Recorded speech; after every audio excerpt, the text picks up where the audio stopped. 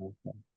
Well, welcome everybody to our third of three webinars as part of the 2024 SSDAN webinar series. SSDAN, the Social Science Data Analysis Network, here at the Population Studies Center at the University of Michigan. I'm Bill Fry, who've been coordinating some of these, but our main star today is the last two will be Kyle Walker, who is an expert on using R and related programs and ideas to analyze U.S. Census data, whether it be the 2020 census, the American Community Survey, population estimates, and a whole number of other things. He's really the expert in all of this, and he's in our last two webinars.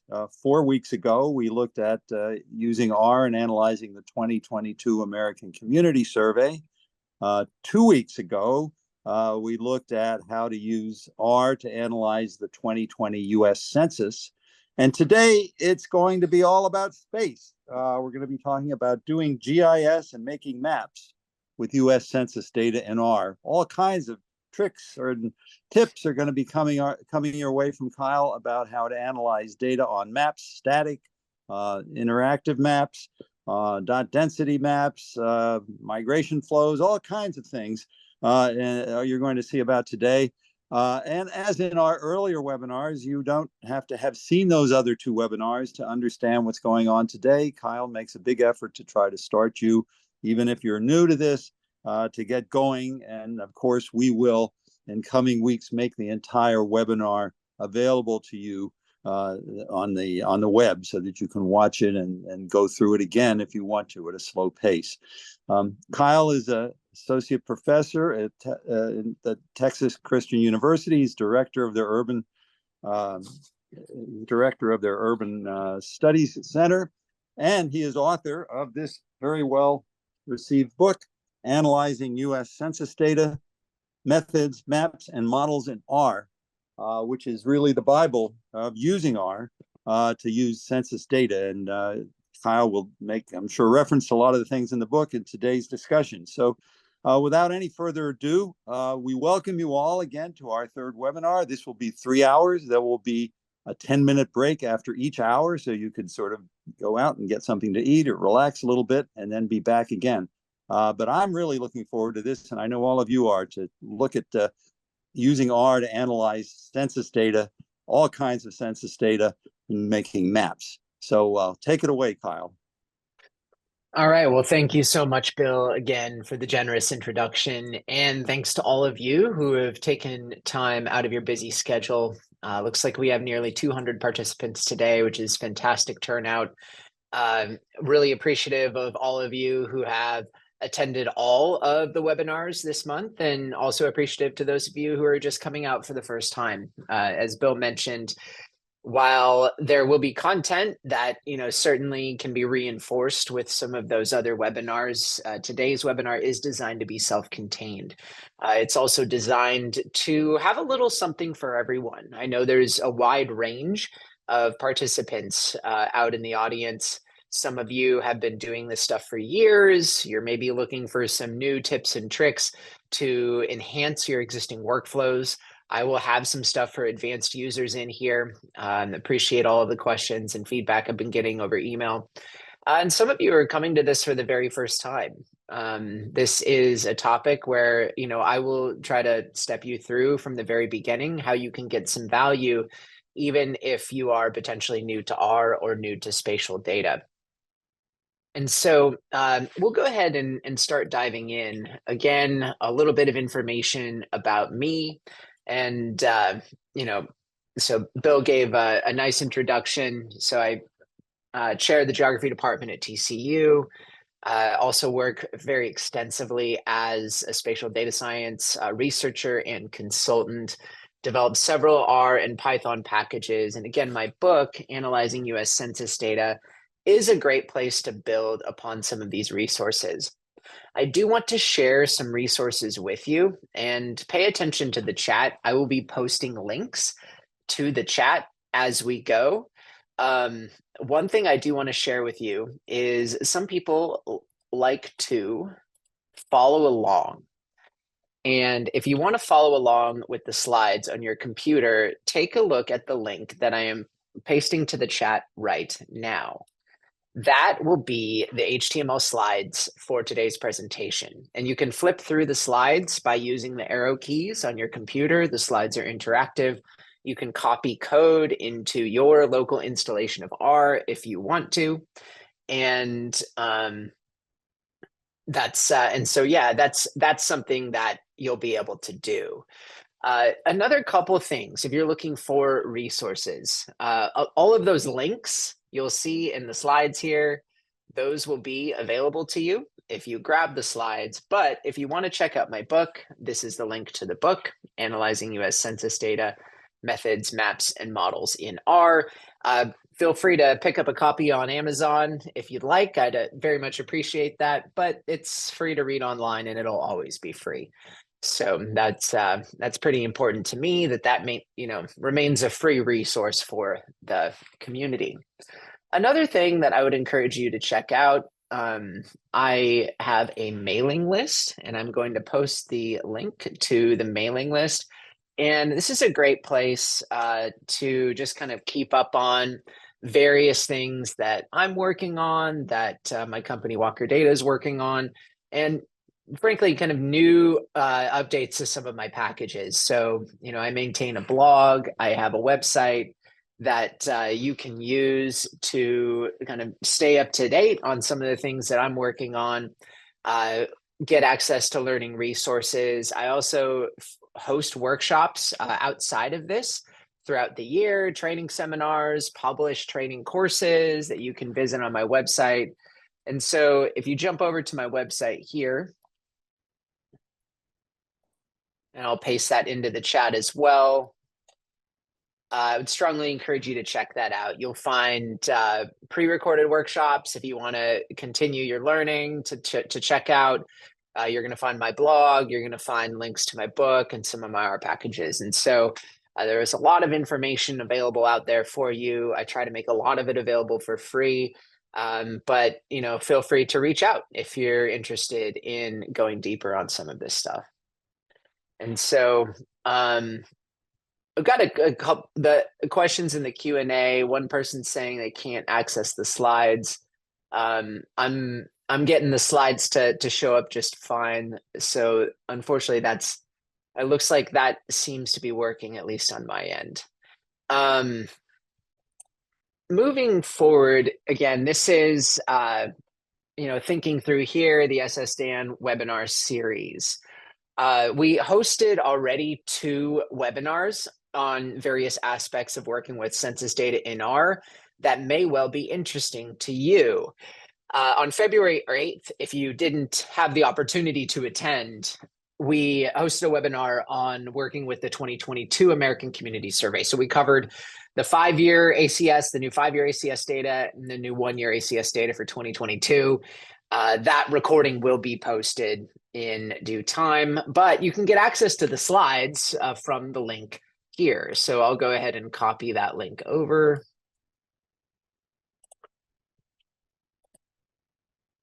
And you're welcome to take a look at that.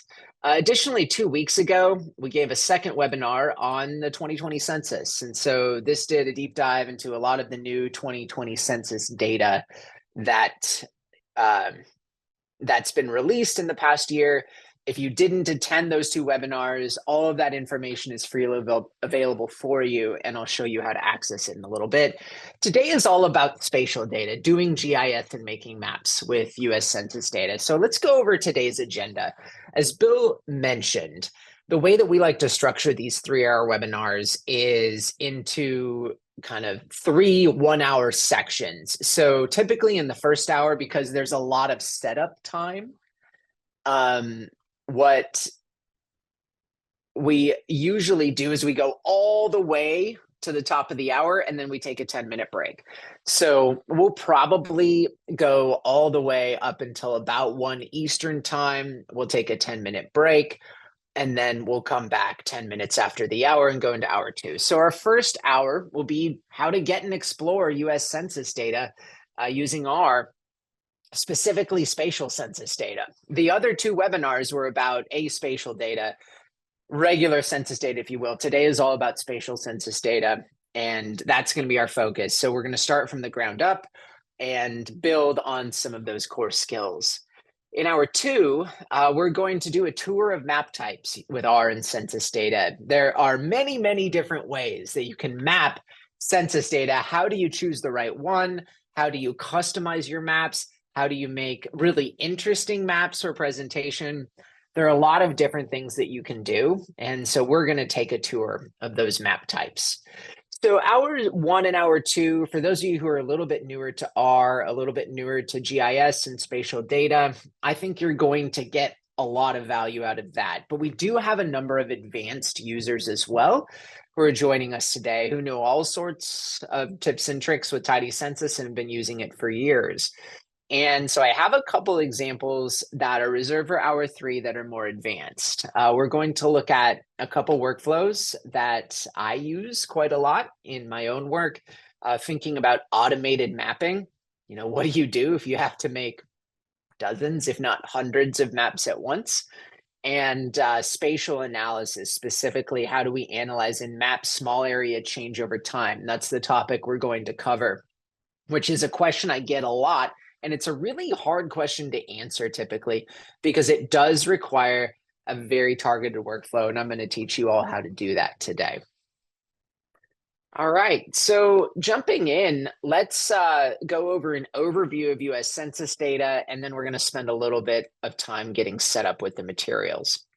So first and foremost, let's jump in here and do a little bit of setup. So we're going to be working with R in our studio today. R is a programming language and software environment that I do 90 to 95% of my own work in, and I just love it. It can do almost anything that you can dream of. And all of the slides that I'm using today, I produced the slide deck straight from R using the publishing engine called Quarto, which is fantastic.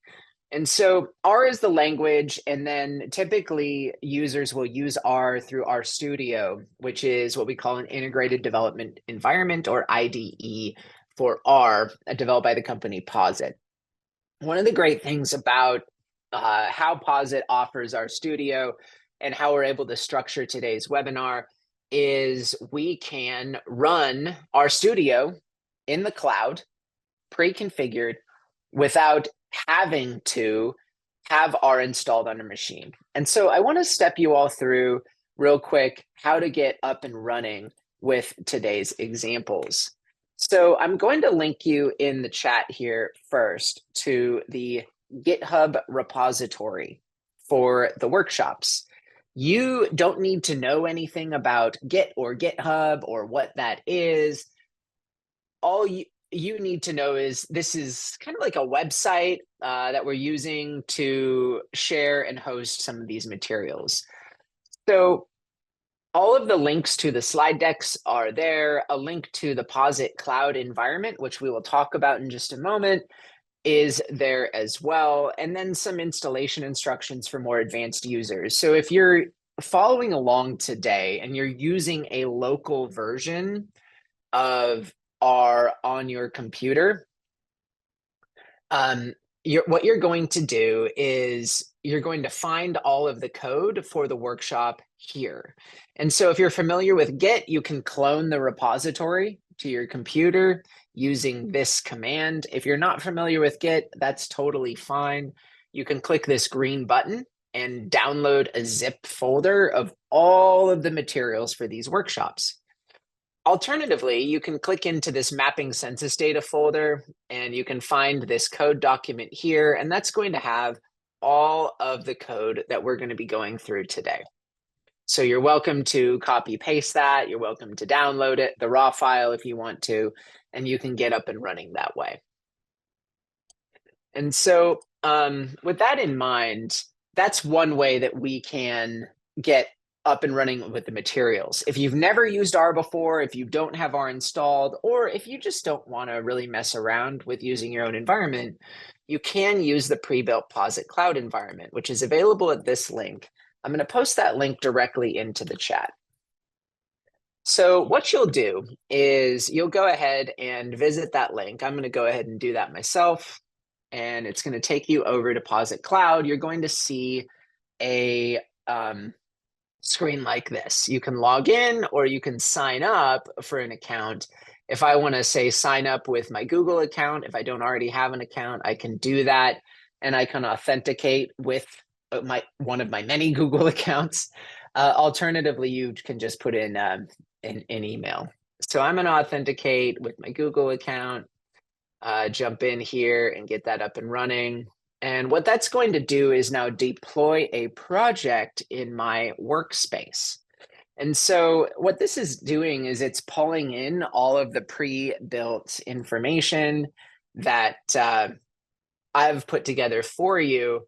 And this includes all of the materials for all 3 workshops. So even if you didn't attend the previous 2 webinars, all the materials are in here. It just takes a moment to load, and you're going to see a screen that looks like this. I'm going to make this a little bit bigger so you can see it. First things first, what I'm going to ask you all to do, you notice how it says temporary copy. It means whatever you're doing here won't be saved. I'm going to click save a permanent copy, and that's going to copy all of the materials over to my account. Posit Cloud has a free tier. If you've just signed up, you've signed up for their free tier. This gives you limited compute resources and limited storage space. But usually it's enough for demos like this. We may run into a couple of memory issues today, but that's okay. We'll go ahead and work through it and demo in other ways if we need to, especially with some of the more advanced examples. But this is really enough to get us started. We're going to set up the workspace, and I'm going to work off of this workspace today. I'm going to go ahead and hide the header here, make it just a little bit bigger. And what you're going to see here are some materials. The UMich Workshop 2024 folder is found there, and it has subfolders for all of the different workshops that I've given over the last month. Today's workshop is mapping census data, and what you can see is the code file, which is this .r file, is available for you already. I can click there, and now it's going to give me access here in this script pane to all of the code that I need to get going for today's workshop. I'm going to do a little configuration. I'm going to click Tools, Global Options, and then I'm going to choose Pane Layout. I personally like to have my R console, which you can see down here on the lower left. I like to have that over on the upper right. That is how I personally work. You might prefer a different layout. So I'm going to change this drop down to console, and I'm going to click apply and OK. And you'll notice my R console is over here now. So as we're going through this setup, I want to do just a little bit of vocabulary and a little bit of review. This is something that if you're an experienced R user, you are going to be very familiar with this, but for new R users, having some of this shared vocabulary tends to be pretty important. And so jumping back here to our studio, what I have here is a script editor, and I'm going to just kind of clear out here and give myself a little bit of space. On the right here, I have my R console, and this is sort of like a command prompt almost for R, where you can go in and type in basic commands. So I could do something like 2 + 2, I get 4. It can operate like a basic calculator. Additionally, if I want to, I can type that command into this R script. So if I did something like 2 + 5, I could highlight that code by clicking and dragging, and then I could click this run button, and it will send that command over to the console. So, and then it gives me a record of what I did. Alternatively, I can use Control Enter or Command Enter, depending on your operating system. I see a few questions about RDEC. Just bear with me on RDEC. I have more detailed instructions on how to handle that in Hour 2. So we'll go step by step through how to deal with RDEC in just a moment. but don't stress about our deck right now. That'll be a little bit later. So I can use Control Enter and it's going to send that over as well.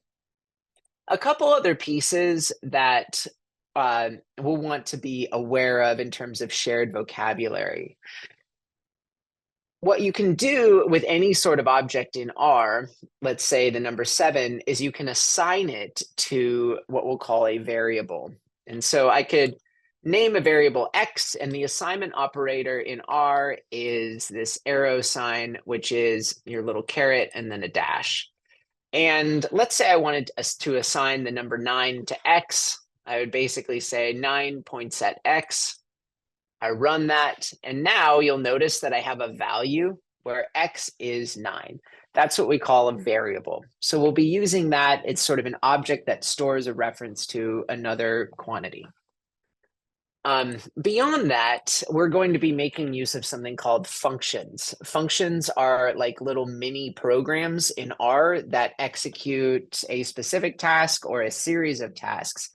And there are a variety of different functions that we can work with in R. A common one that you'll run into, and you'll see this, is called C, which if we do something like numbers is the result of the C function, we could do 1, 2, 3, 4, 5. The C function here, that creates something called a vector. And a vector is, you can think of as a sequence of numbers or letters or kind of whatever you want to put in there, that it's basically storing those objects so I can carry them all around with me. And then other functions carry out a variety of different operations. For example, the mean function, if I wanted to do the mean of my numbers, that's going to calculate the arithmetic mean of those numbers. Looks like that's 3. And so mean is a mathematical equation in which, again, you add up all the numbers and then divide by the count of that, by the number of numbers that we have. That's something that is pre-programmed and associated with the function named mean. And so that's some basic vocabulary that we can be working with. And we're going to kind of scale that up as we go, but just wanted to make sure we all had that shared vocabulary. So let's talk a little bit about census data before we fully dive in. So Tidy Census gives you access to a variety of different census data sets. The two main data sets that we work with include the decennial US Census. And that's what we covered in more detail in the webinar on February 22nd. That's going to be a complete count of the US population mandated by Article 1, Sections 2 and 9 in the US Constitution. And so we use decennial census data every 10 years, primarily to do redistricting and congressional and apportionment. So we want to make sure, again, that everyone has proportional representation in Congress, ideally. And so we do a complete count of the US population every 10 years. There are a limited set of questions asked: race, ethnicity, age, sex, and housing tenure. We do get a lot of detail into those questions in decennial census data, but other questions aren't asked in the decennial census. Today, we'll be working primarily with another data set from the Census Bureau called the American Community Survey, which is an annual survey of about 3.5 million households that asks questions that aren't covered in the decennial census that we might be very interested in. So maybe income, education, language, more detailed housing characteristics. We covered this in more detail on February 8th. So if you want to do a deep dive into the ACS, take a look at the materials in the video for that webinar. We can get data from the ACS as 1-year estimates. That's just for geographies of population 65,000 and greater. And then for 5-year estimates, that takes us all the way down to something called the block group, which I'll explain in greater detail in just a moment. We get the data back not as specific counts, but rather estimates characterized by a margin of error, because again, it's based on a sample. We're estimating the characteristics of the population. So how do you get census data? Typically, if you're going to the census website, you're going to go to data.census.gov, which is the revamped interface to census data, which I think is pretty good. It has a lot of interesting tools available to you for downloading census data as Excel spreadsheets or CSV files, and can get you a long way toward where you need to go with respect to your census data. For developers, the Census Bureau also makes available an API, or application programming interface, which functionally allows you to make specific requests to census databases and get back data in machine readable format that can be plugged into your applications, websites, or R packages, like what you're going to be learning today. You're going to be working primarily with an R package that I first released way back in 2017. So we're coming up on the 7th birthday, if you can believe it, of Tidy Census, which is a package I wrote to talk to and give data back from these census APIs to our users. And so you can get access to decennial census data, ACS data, micro data, which is covered in the first webinar we gave February 8th, migration flows, population estimates. Then has a variety of other tools in there. Last week, we just eclipsed 500,000 all-time downloads from the Posit or RStudio Cranmere, which is the main package repository that people use to download packages. That's a huge milestone for me that we've seen over 500,000 downloads of the package, and it speaks to the user community and the uptake of some of these tools, which is pretty exciting for me. So talking through some key features in Tidy Census. So why I wrote Tidy Census is I tended to work with census data in a very specific way. I wanted to get my data back in a format ready to go to work within the Tidyverse, which is an integrated set of tools released by Posit for data analysis and visualization. We'll touch on some of that today. And so Tidy Census does that data wrangling for you automatically and gives you back data in a format that I find useful, but I think a lot of other users have found useful as well. It also automatically downloads and merges census geometries to data for mapping. This is the big feature we're going to be covering today, how you can get back spatial census data automatically. And so we'll reserve some of that discussion for a little bit later. There are also a variety of analytic tools, which you'll be learning today, to support common census data workflows. And you can request data for states and counties by name. Don't have to remember those pesky FIPS codes. Again, I can never remember the FIPS code for just about anywhere except for maybe the state and county that I live in. And so Tidy Census abstracts all that away from you. So to get started, you'll install the packages you need for today's workshop. I know some of you are trying to install RDEC from CRAN. It's not available that way, so we'll cover that a little bit later. For right now, you can get those packages installed. If you're in Posit Cloud, everything's pre-installed for you. You don't need to worry about this step.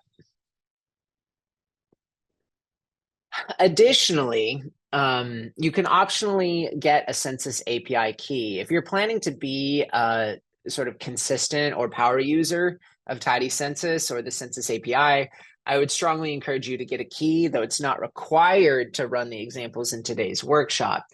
It does limit you to 500 queries per day. You might say that sounds like a lot. I'm going to show you an example in the 3rd hour of today's workshop that some cases you might actually be running it well over 500 times a day. And so it is recommended that you get a key. You don't need to have one to run today's examples. All right, let's dive in to getting some spatial US Census data. So how do we get started?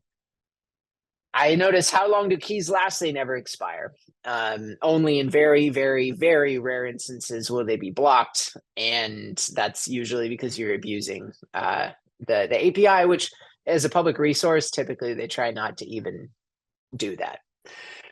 So what is the traditional way of getting spatial census data? This is how I learned to do it. This is how I first taught how to do it when I started teaching GIS at TCU 12 years ago.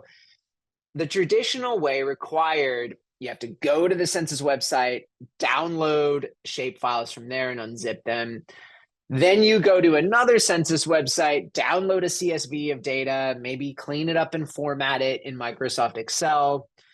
Then you need some specialized GIS software, load your geometries, load your data into your GIS of choice, and then align your key fields in your GIS and join your data together. And sometimes those joins work on the first try, sometimes they don't. Tidy Census does all of that work for you. All you need to know is the level of aggregation you want, which we call the geography, and a variable code, which I'll show you how to get in just a little bit. And so this is some basic code for getting American Community Survey data from the Census Bureau with Tidy Census. So I mentioned functions. GetACS is the main function we'll be using today. This is a little program that I wrote that does all of this work for you. And the required arguments in GetACS include geography, which refers to the level of aggregation at which your data will be returned. I'll get into that in just a moment. So we're specifying here geography equals county. And then variables, which is going to be one or more census variable codes that represent the data you want. I'll show you how to search for that data in just a moment. When we run that, we can also specify optionally a state. So here I say I want counties in Texas, and then a year. The default year is going to be 2022, which refers here to the 5-year 2018 to 2022 American Community Survey. When I run that, it gives me back something that looks like this, where it's returned with 5 columns. Let's go ahead and take a look at it in Posit Cloud. So what I'm going to do here is you have this information up here at the top. I'm going to go ahead and run that. That's sort of my pre-code. You don't need to worry too much about it. In fact, looks like I'm going to need to repair the path for that in just a moment as well, because that's referring to if you're running it in that specific directory. So if this isn't running just yet, don't worry about it. We will come back to that. As of right now, and you're going to see how I do this, I'll go through and I'll run this code, and you can run through it with me if you want to. And so when I run this command, you'll notice that I get my data almost instantaneously. It gives me some messages. We're getting data from the 5-year American Community Survey. That's our default data set. We're using the FIPS code 48 for the state Texas. So that's the translation that's happening. The first time we run this, we do get a warning just saying, by the way, don't have a Census API key set. This is a heads up. You're limited to 500 queries per day. May get some performance limitations. Just want you to be aware. We're going to be fine for today, but you do probably want to get that API key if you plan to use these tools on a longer term basis. We can then print out the data object, and it'll show you exactly what I was just talking about. We return by default ACS data with 5 columns. We have a GeoID column, which is going to be your unique FIPS code for that geography. So 48001, that's Anderson County, Texas. There's no other county in the United States with that same 5-digit code. We then get a descriptive name. This is a little bit more useful for us. I don't know off the top of my head what 48001 means per se, but I do know what Anderson County, Texas is. I can Google that, take a look at where it's located. The variable is going to be a variable code from the Census Bureau, and B19013_001 refers to median household income. For those of you who are new, you might be thinking, well, how am I supposed to know that? I'm going to show you how to do that in just a little bit. Our estimate then is going to be the American Community Survey estimate. This is the estimated value of this variable. So the estimate is that the median household income was about, for this period, $57,445 in Anderson County, with a margin of error of about $4,500 plus or minus. What the margin of error refers to by default is going to be at a 90% confidence level around this estimate. That's what the default reporting of the Census Bureau is. And so you can say that we're about 90% sure that the true value of median household income for Anderson County is about $57,445 plus or minus $4,562.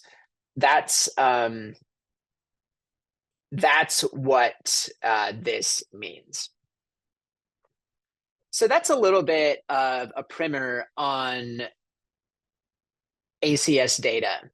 But we're here to learn about GIS. You might be saying, we're 36 minutes in. Show me some spatial data. I'm interested in learning GIS. Well, let's dive in. So that whole process that I described to you, which I saw taking my students hours upon hours of time to put all that data together so they could make a map. I thought there has to be a better way. So I put the time in Tidy Census to design a workflow that allows you as users to do all of the same things you just did before, but just say geometry equals true. And if you say geometry equals true, it goes to the census website, pulls down the appropriate shapefile, unzips it for you, aligns all the key fields, does the join, and gives you back spatial census data just like that. And then once you have it, you can make a map even using the base plot method or the base plot function in R. Let me show you how this works. I'm going to run my code here. You get a little progress bar there. That took me a second to do a process that used to take my students hours upon hours when they were first learning it. We got our data in a second. We can run plot and plot that estimate column. And you'll notice down here in the plots viewer, we get a simple, what we call a choropleth map. This is the most basic map we'll make today. We're going to scale that up as we go. So that's what that looks like. Let's look under the hood a little bit. What exactly are we getting back with respect to our data? And we're getting what we call a simple features data frame. The simple features package, or the SF package, was revolutionary when it came out. And it came out just a little bit before Tidy Census did. And it implemented a simple features data model in R. So you could do GIS prior to the release of the SF package, but where the SF package really, in my opinion, revolutionized the practice of GIS in R is it allowed you to do spatial operations and work with spatial data in the same way that you would work with a regular R data set. Previously, spatial data classes were fairly complicated and a little confusing to work with, even for advanced users. That's just my opinion. What this has done is it basically brought spatial in conversation with the rest of the R ecosystem and has, in my opinion, revolutionized the practice of GIS in R as a result. And so simple features are representative typically of what we call vector geometries. So those are going to be points, so single locations, lines, so at least two connected points, and polygons, which are going to be enclosed shapes. And they're stored in something called a list column of your data frame. And so it'll look a little something like this. And I'm going to talk you through this in just a moment. We're going to print out our Texas Income SF object, and we're going to take a quick look at it. And so as you can see here, this is what our data look like. We have a simple feature collection with 254 features and 5 fields. So GIS terminology tends to be a particular row we refer to as a feature and a column we refer to as a field. The geometry type is multi-polygon, and I'll explain that in just a moment. Dimension is XY. We have a bounding box. Those are going to be sort of the minimum bounding rectangle of our shape, and a coordinate reference system. We're not going to dive into coordinate reference systems today, but in great detail, I should say. But you can definitely look at chapter 5 of my book, and I also have some workshops on my website that can help out with some of that. But you'll notice here that we have our same ACS data, but we have an additional column called geometry. And I mentioned that it's called a list column. You can think of this as every single county has a particular shape in Texas. If you take your X and Y or longitude, latitude coordinates, and you were to play like a child's game of connect the dots with each of those coordinates, each of these geometry sequences would form the shape of each county. And so the shape of the county is being stored just as another column in our data set. What this allows us to do is, as I mentioned, GIS operations in a much more efficient way. But having this sort of data structure enables all sorts of downstream applications that we're going to be exploring. If you're coming from a traditional GIS background, and even after these tools were invented in R, I still was hesitant to fully transition my own geospatial work from desktop GIS to R because there wasn't a great way to interactively explore my data. One thing I loved about GIS from when I first learned it many, many years ago is it really represented data in a way that I intuitively understood. I loved having an interactive map on the screen that I could zoom in on and pan around, click on various items, get information about that. That really resonated with me, and that didn't exist in R in a simple way until the map view package was released. So the map view package is your interactive data browser for R. What all you have to do is say map view spatial data, and it's going to make you an interactive map of that data. You can also specify a Z column if you want to, which allows you to map a column in your data set. And you'll see here, I have an interactive map of my data. I can zoom in and out. I can explore. I can click on various items to get a pop-up. Let me show you what that looks like here in R. So I'm running map view. I'm going to map view my Texas income data set. And now I have an interactive map where I can go through and I can explore. So I'm located here in Tarrant County. The median household income is a little under $80,000. I can click and I get information, what the margin of error is. I get information about the county, and I can do some exploration downstream. Here's Rockwall County, which I believe is going to have the highest median household income in the entire state at over $121,000. So MapView is fantastic for this purpose. And already we're pulling down data and we're doing some exploration of it, which is really, really helpful. I want to spend a little bit more time going through how you can understand what's happening here. And so first and foremost, let's talk through those two required arguments, geography and variables, and how we get information back. So this diagram is the classic diagram of US Census geography. We have a central axis or spine here that shows the kind of core enumeration units in the census hierarchy. We start down here with census blocks. Those are the smallest geographies at which data are available. They're only available for the decennial census. They are not available for the American Community Survey. American Community Survey data start at the block group level. But in this central axis here, each child geography nests or fits cleanly within the parent geography. And so census blocks fit within block groups, which fit within census tracts, which fit within counties. And all of these are available for you in Tidy Census. We have a variety of other geographies as well that may nest within certain elements of the census hierarchy, but not necessarily all of them. And so school districts, for example, fit within states, but they might cross county boundaries.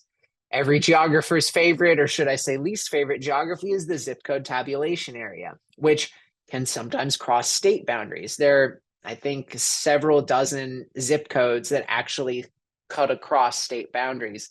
And so zip codes only fit within the nation. Additionally, so we can get information about how to specify these geographies in the tidy census documentation and in my book. And so, here's an image that shows you what you're going to see in that tidy census documentation. These are the names of those different geographies you can use. This is only a subset in the screenshot. There are actually a lot more that you can use. But say if you want county data, which we did, you would specify geography equals county. If I wanted state data, I would get geography equals state. If I want block group, I would do geography equals block group, and so on and so forth. The second topic I do want to cover is searching for variables. And so searching for variables, admittedly, is the hardest part of learning how to work with census data, period, but certainly learning how to work with tidy census, and I acknowledge that. The load variables function is designed to try to help you with this. And so the load variables function talks to various data sets that are available to you in the decennial census and in the American Community Survey. And we have a bunch of different data sets available. I go into more detail on these data sets in the February 8th webinar, but a few that you'll probably be interested in, ACS 5, that gives you the detailed tables. That'll give you the most detailed variables. The data profile, which is ACS 5/profile, is really great. It gives you a bunch of pre-tabulated variables. You can also get that from the subject tables. And a little bit later today, we'll look at the comparison profile, which allows you to make comparisons over time. We can then use the view function in our studio, which will allow for interactive browsing and filtering. And so just to show you how this works, if I go back here to our studio, and I have these commented out, but I'm going to go ahead and uncomment. I can run this. I'm pulling down now a variables list from the census website, and then I'm viewing it in this interactive browser in our studio. And you'll notice here that in the 2022 5-year American Community Survey, there are over 28,000 variables, which is a lot. This is more than you'll probably want to, or reasonably would want to, try to parse on your own. You'll notice how the data are organized. We have here a name column. That's going to be your census ID code that you're going to want to put into the variable's argument in GateACS. The label tells you a little bit more about the content of the variable, and the concept tells you about the table in which it's organized. So here, if I want this variable B01001_006, this means we're getting data on males between ages 15 and 17 from the sex by age table. The geography column, which will only show up for 5-year ACS data, tells you the smallest core geography. So in that core census hierarchy, that at which the data are available. And so if it says block group, it means you can get that data all the way down to the block group level and at all larger geographies than that. Some variables are only available down to the tract level, some down to the county, and some are even only available for the entirety of the United States. And so you can go in and try this out, and I'll have some exercises for you in just a moment where you can actually try this out for yourselves. But what I might do is I could find a variable here, plug it in to my GetACS code that I have, and then, go from there. And so browsing through 28,000 variables is very difficult. I understand that. I like to use the various filtering options in this interactive table in our studio to find variables I need. Like, let's say I'm interested in particular on income information. I can type income. And that's going to filter down immediately by typing in income from 28,000 down to a little under 5,000. So I've dismissed a lot of variables, but there's still almost 5,000 variables in here that have income either in the label or in the concept. So I'm going to want to filter a little bit more. I can click this filter button. You can see where my cursor is here. And in this label, the box under label, I might type in median.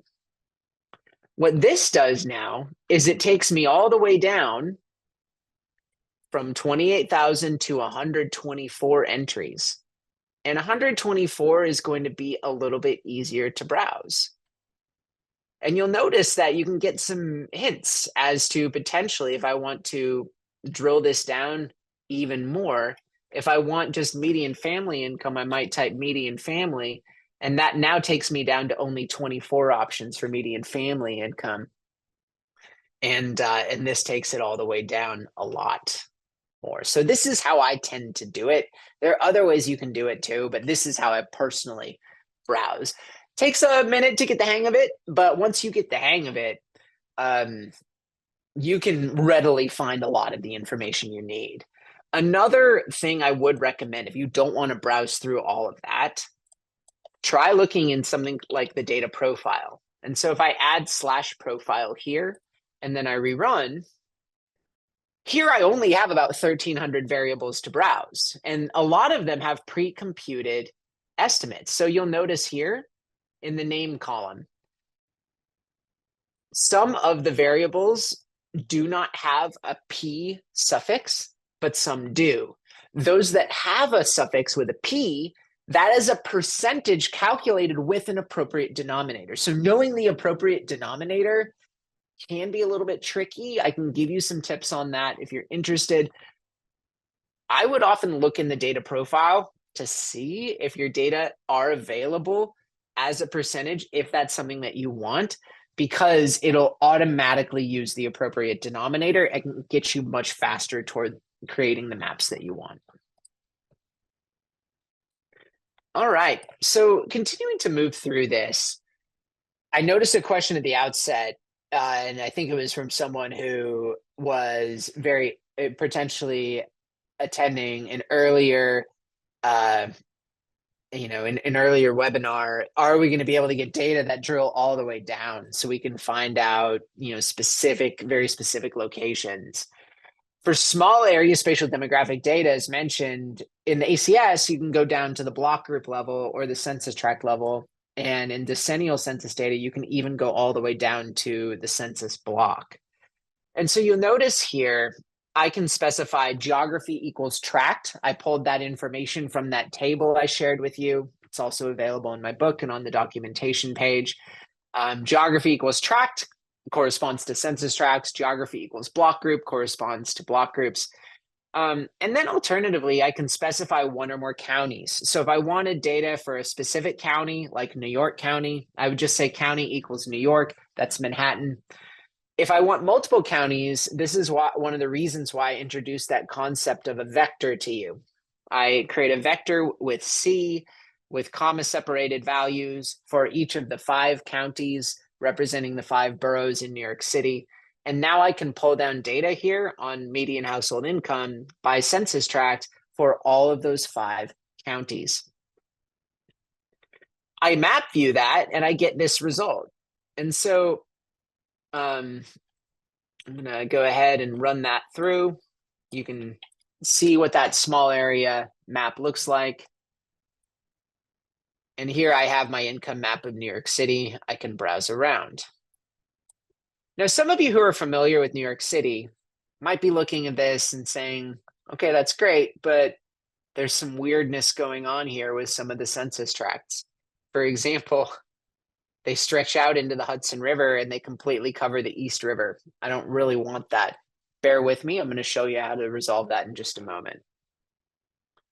A few other comments on data structure, and this will be more important as we delve into the various mapping examples that I cover in the second hour. Tidy Census returns data in tidy format, or long form data, you may hear of it. This is the format that I like to work in, and so that is why I designed it that way. What it gives you is variables with geography stacked by row. And so for spatial data, this means that geometries will also be stacked. And so if you're doing group-wise analysis or group-wise visualization, this can work really, really well. I'm going to pull down some data. We're going to be working with some race ethnicity data for San Diego, California, quite a bit in part 2. We can pull down that data here. You'll notice I'm grabbing pre-computed percentage data. So this is Hispanic, all races. This is non-Hispanic white, non-Hispanic black, and non-Hispanic Asian. I'm pulling that down for San Diego County, California. And I get back something that looks like this. And let me print that out here over in our studio so you can see it a little bit better. You'll notice how my data are stacked. So I actually have 4 rows per census tract because I'm pulling down data for Hispanic, white, black, and Asian, which means I actually have 4 polygons as well for the same census tract. If I tried to plot this all at once, it would get a little bit clunky. I'm going to show you some smoother workflows for working with this in the second hour. Those of you who come from a GIS background, however, are not necessarily accustomed to working with stacked or long form census data. You might be more interested in wide form data. And so I have an argument in Tidy Census called output equals wide. And what this does is instead of stacking all of the information on the rows, it spreads it across the columns. And so it'll give you 1 row per geographic unit, and then each census variable gets its own column. And so that'll look a little bit something like this. All you have to do is modify your code with the argument output equals wide. And when you do that, you'll get a data format that you'll be able to see a little bit better when I run that over here in our studio. And you'll notice that now each variable gets its own column. I did a little trick here as well that for those of you who are new to Tidy Census, it's a nice thing to know about. I'm actually naming my variables using something called a named vector. So I'm saying here, this census variable will be named Hispanic, this one will be named white, this one black, and this one Asian.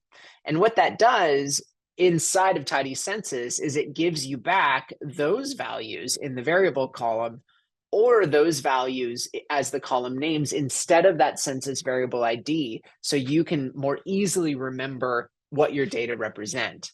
You'll notice here with wide form data, we always get back an E and an M column. That's going to be your estimate and then your margin of error around that estimate. The last example I want to show you is building upon, and so we'll probably go until about 5 minutes after the hour for this first section. The first R package that I ever released was called Tigris, and I released it way back in 2015, which coming up on the 9th birthday of Tigris, which is wild to think about that my R developer journey has been that long. But Tidy Census uses the Tigris package internally to get census shapefiles. Tigris is great. I mean, if you want just the shapefile data, you just want the geographic data, you don't want to worry about the demographics, just use Tigris for that. It has a bunch of easy to use functions that if you want census tracts, use the tracts function. If you want counties, use the counties function. It has a bunch of helper functions available to you as well that you can work with. So Tigris allows you access to a couple different spatial data sets. One is the core Tiger line shapefile dataset, and one is the cartographic boundary shapefile dataset, which is pre-clipped to the US shoreline. That's what Tidy Census uses internally by default. You can get access to the regular Tiger line shapefiles, and I'll show you how to do that. So going back here to our New York City income map, I want to revisit it. So I'll go back to the viewer. We mentioned this problem. The East River is obscured. You can't see Roosevelt Island. We're going in here to the Hudson River here, all the way up to technically the water boundary with New Jersey. Can't really see Rikers Island in there. A lot of kind of what's going on down here, down towards Coney Island is obscured. There's a lot of water in and around New York City that we could that's getting represented in the data and we could stand to have removed. So we can really see what's going on. Tigris includes a function called erase water that automates the removal of water areas from your shapes. And I want to show you briefly how this works. First, we're going to acquire data we're going to reacquire our data, but using the regular tiger line geometries.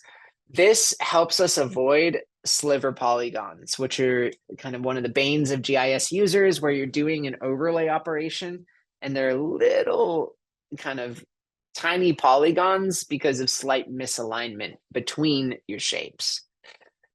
We're going to grab that first. And that'll just take a moment to grab.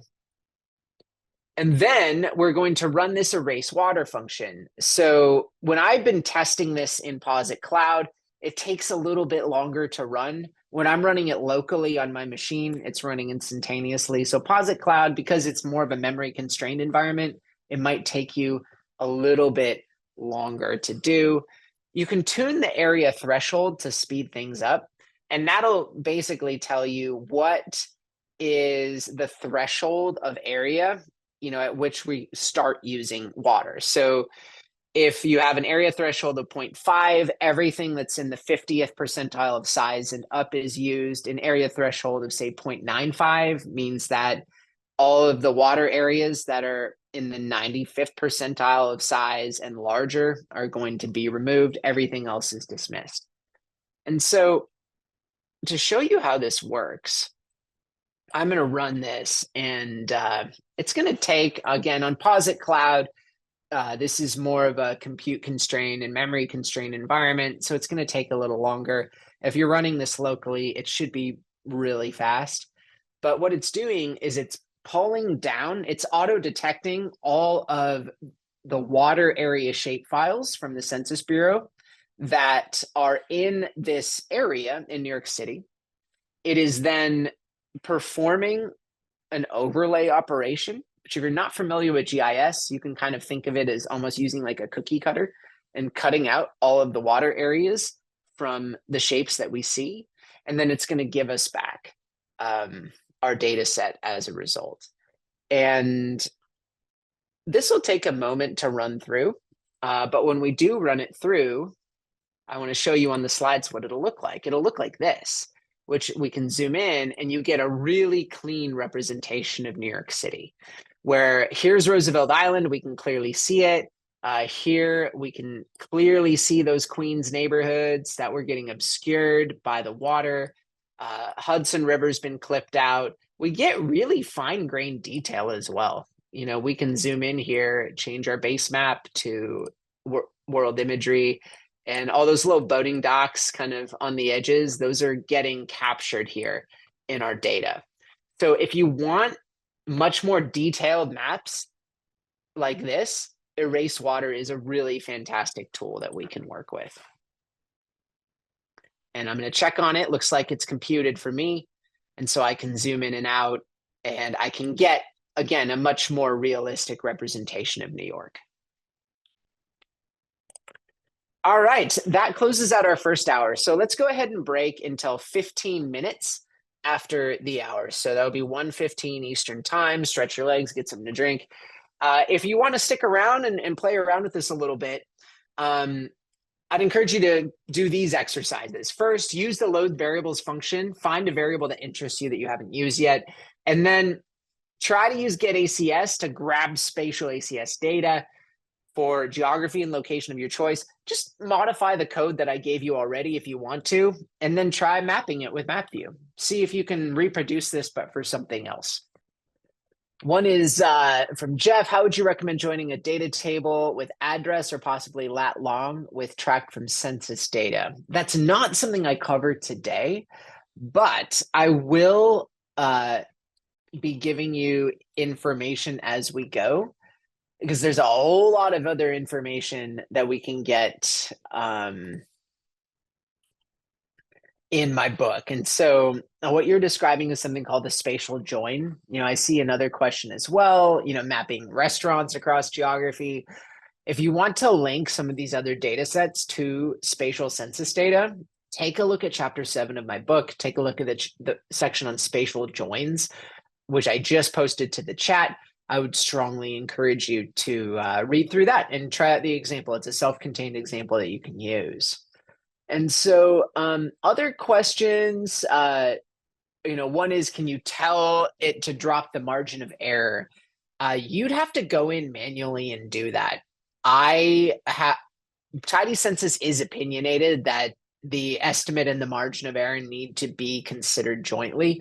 And so Tidy Census always includes the margin of error. There's no way to not return the margin of error. You would need to drop it yourself after the fact. Another question about erase water. So erase water works with water entities that are in the shapefile. It can't look for water according to OpenStreetMap or anything else. That's correct. So it works specifically with area water shapefiles from the Census Bureau. So those are separate shapefiles that are available in the Tigers package that allow you to get representations of water area for the United States. If you wanted to pull that data from another source, you can't plug that into erase water. Instead, what you would need to do is pull that other information in and then do the overlay yourself. And so I'm focusing more specifically just on census data. I do have a workshop on my website if you're interested in taking a look at it that looks at kind of more general GIS workflows.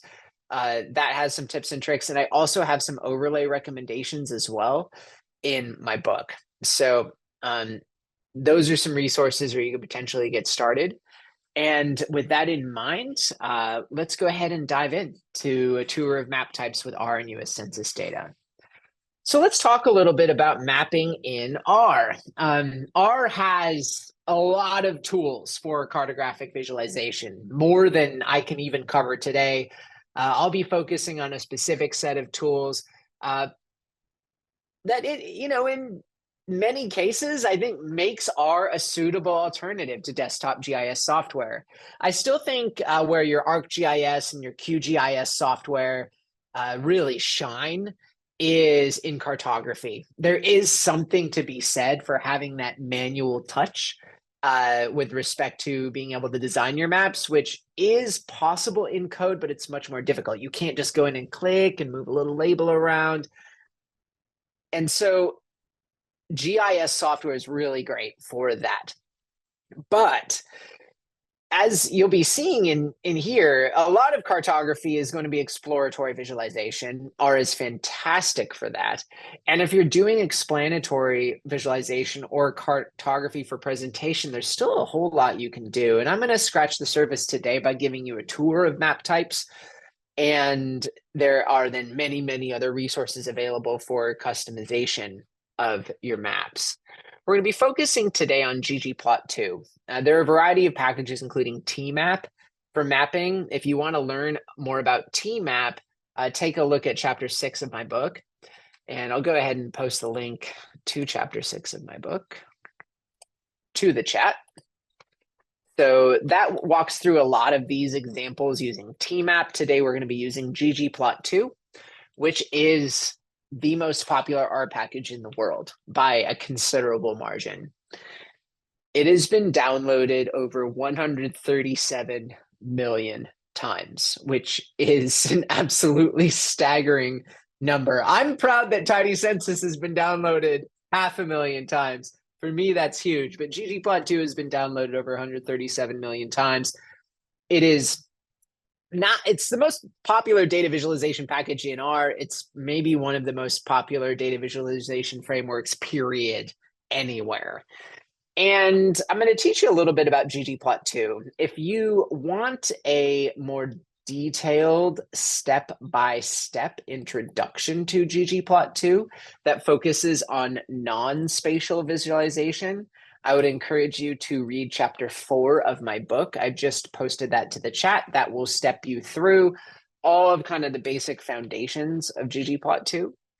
ggplot2 graphics, they're based on a principle called the layered grammar of graphics. And the idea is that you initialize a plot and you define a data set that you're going to use to plot, and then an aesthetic mapping. And what that does is you can think of it as mapping, not necessarily making a map per se, but taking a characteristic or a column in your data set and then mapping it to a given aspect of the plot. So I might use this column for the y-axis, or this column for the x-axis, or this column for the color of the points on the plot, or the size, that kind of thing. I'm going to show you how that works.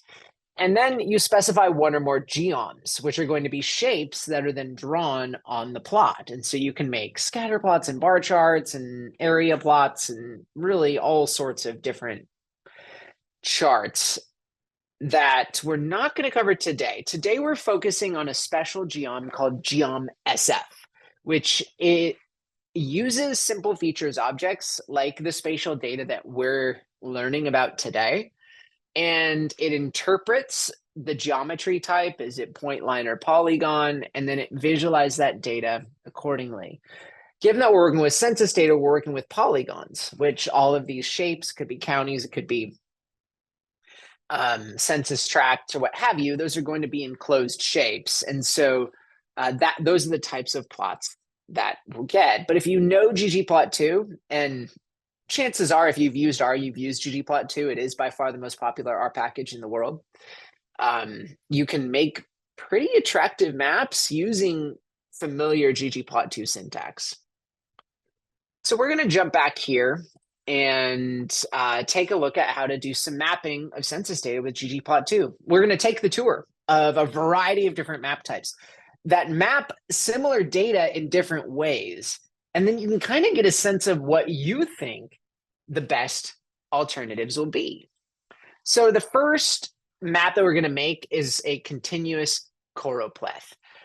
What does that mean? So a choropleth map is a map that shades or colors in polygons or shapes on your map relative to some data attribute. So let's say I have income. We've been looking at choropleth maps already today. I have income, and what I do is I look at the income value, and then I associate that income value with a certain color value along a color scale or a color palette. And if you want to learn more about color palettes with respect to mapping, I do have some information in my book that you can take a look at the link I just posted to the chat. Continuous choropleths are choropleths where you have a continuous color gradient, and then your numeric data are mapped to some value along that color gradient. And that's what ggplot2 creates by default. So stepping you through here, a very basic map, we're going to pull in that San Diego race data that we showed earlier, and we're going to use this filter function, which you can think of as a query tool, where I'm basically saying, okay, give me only those rows for which this condition evaluates to true.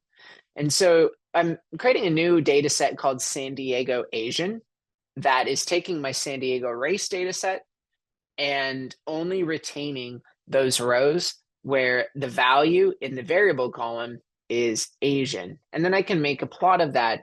Let me jump over to Posit Cloud. I'm going to relaunch my project here, which went to sleep.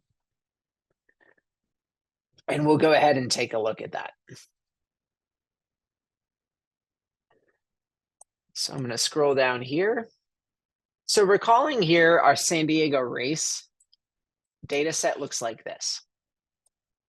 We have stacked census tracts. So I have 4 rows, one for each of these 4 groups for each census tract.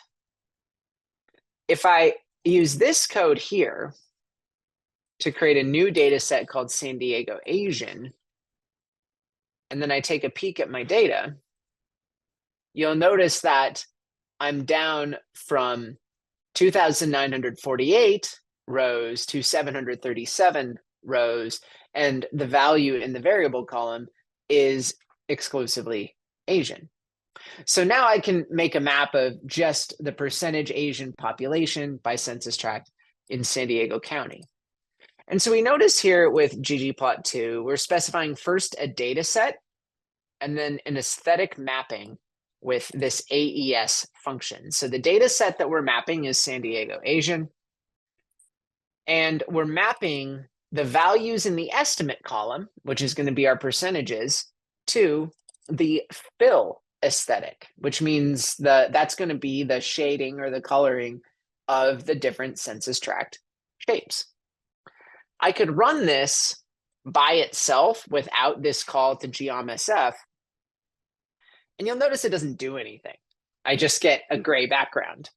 And the reason why it doesn't do anything is because I haven't layered on any geoms. I haven't told it how to create any shapes. It looks like I need to make sure my project is fully awake. We'll wake it back up.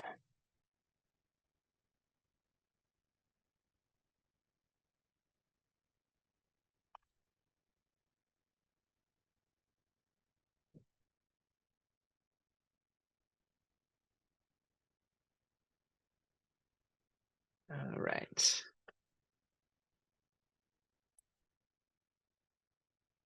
There we go.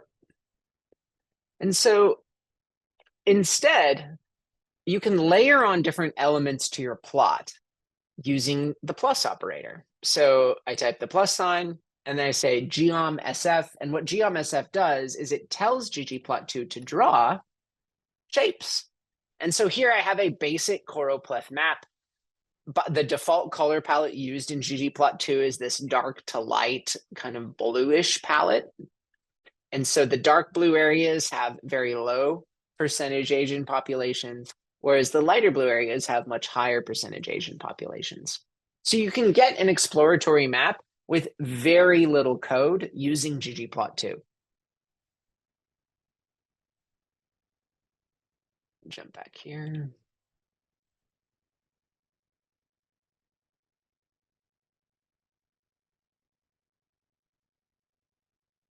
So something that looks like that. Likely, you're going to want to apply some customization and change the styling. And so I want to show you a few ways that I like to change the styling of my maps. So what I'm doing here is, first and foremost, I'm specifying a different theme. So the default theme is theme gray in ggplot2, which applies that sort of gray background to your plots. For maps, I like theme void, which gets rid of everything except for the actual map, any title information, and a legend. I can then also specify a different color palette. And the Viridis color palettes are really, really nice. They're colorblind safe and perceptually uniform. So they're scientifically tested palettes. And you have a bunch of different options you can choose. These are all built into ggplot2. And so I'm changing to the rocket color palette. And then finally, I specify some labels. I want some informative labels in my plot. So the title, percent Asian by census tract, a subtitle of where I'm mapping. Not everyone knows what San Diego County looks like. My legend title, which is what the fill option is the ACS estimate. And then I put a caption at the bottom of the plot. When I run that, I get a plot that looks like this. It is, here's my title, here's my subtitle, here's the title of my legend. I have an informative caption here, and then I've changed the color palette to something that I feel like pops a little bit more at that brighter level. So we can try that out over here. And this is how we create that over in R. So those of you who come from a desktop GIS background, now ArcGIS Pro it has an option for the unclassed or continuous choropleth. But for those of you who maybe came from the ArcMap days, you're more used to working with classed choropleths, where you organize your data into bins, and so you plot far fewer colors. Here we're interpolating these colors along all of these data values. Classed choropleths drop the values into buckets and then show a limited set of colors based on what those how those buckets are organized. And you can specify that. You'll notice here when I chose scale fill Viridis C, C is for continuous. I can replace that here with scale fill Viridis B, and B is for binned. and I can specify optionally a number of breaks. So ggplot2 by default identifies what we call pretty breaks, which are kind of, it might be 5, 10, 15, 20, 10, 20, 30, 40. So kind of clean breaks. You can optionally specify custom breaks if you want some of the other algorithmic breaks that an ArcGIS might allow you to do. And so once I run that, I get, you can see here, 1, 2, 3, 4, 5, 6 breaks. So that gives me 7 classes that the data are organized into. And the breaks are at 0 to 10, 10 to 20, 20 to 30, 30 to 40, 40 to 50, 50 to 60, and then 60 and up.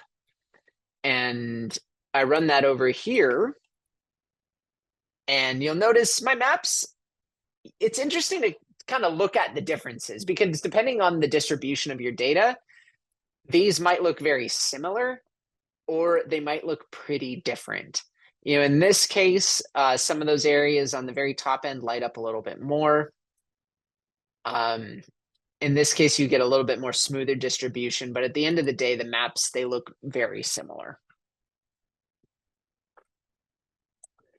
Now, I had mentioned before some of the advantages of working with stacked or long form spatial data, even though that's not the typical way that we tend to work with spatial census data in a GIS context.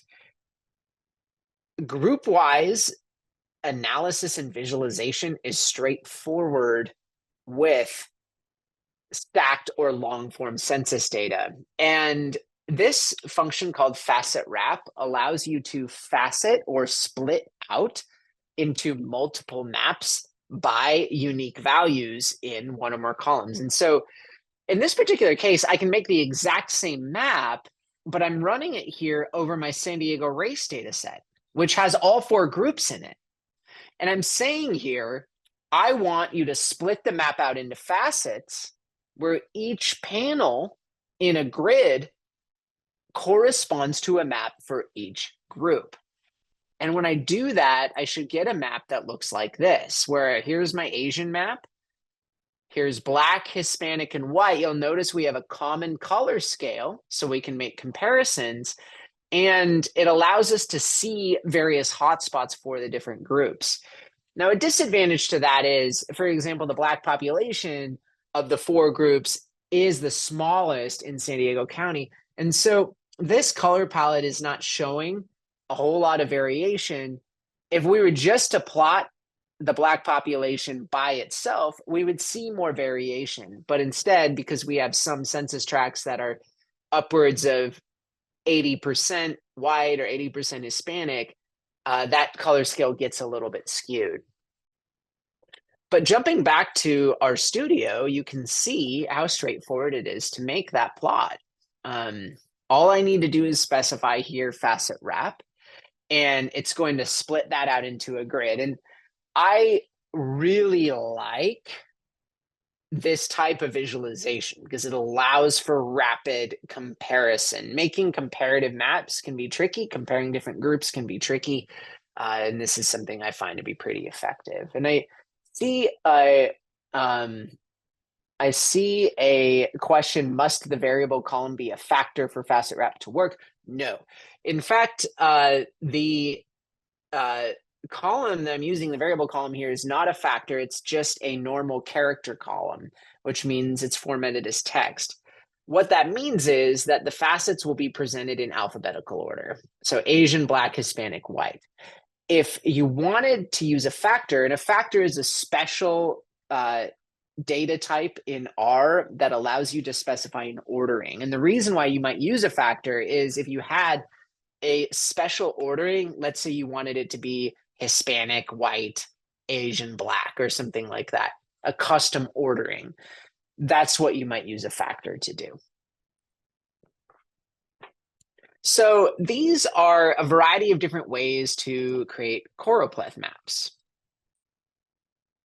But at times you're going to want to show variations in counts rather than rates on your maps. And choropleth maps are not suited very well for count data. The reason why that is because typically when you're working with areas or shapes, you're going to have sometimes fairly different baseline populations, and your data are always going to be interpreted visually relative to the size of those areas. You can even see that in San Diego County. You see these huge areas up here that take up a bunch of visual space. And then you have these smaller areas over here in more suburban or urban parts of the county, which may have larger populations even, or which have larger populations of Asians here relative to the overall population of that location, but they're much smaller than these areas over here.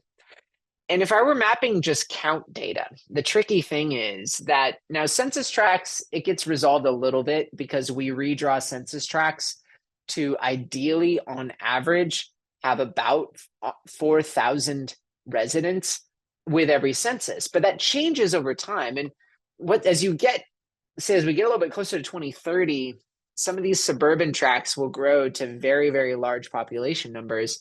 And so when we're using a choropleth map of count data, sometimes those maps are actually just representing the size of the underlying population and not necessarily the relative concentration as you would want. And so let's grab some count data. You'll notice I'm grabbing the data just without the P.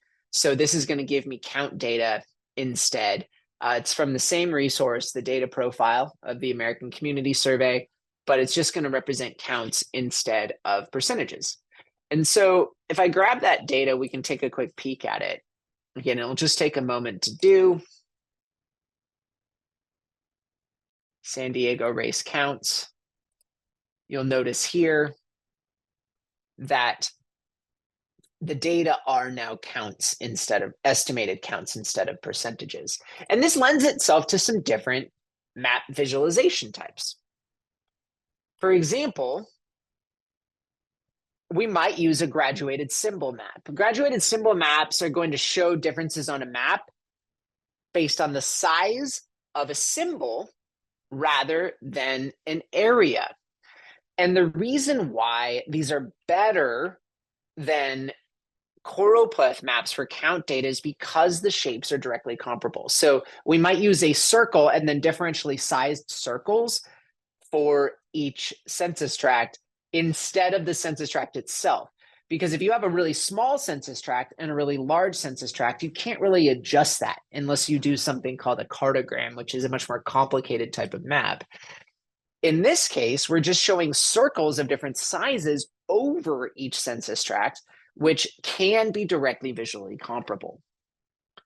To plot this in ggplot2, we have to convert our data to centroids. And so we're going to use this function in the SF package called stcentroid. So that's a GIS function that those of you who know GIS might be familiar with. Those of you who aren't familiar with GIS, what that does is it takes your polygon, it takes your census tract shape here, and it converts it to the center point of that shape, and then gives you back a data set, not of polygons, but of points.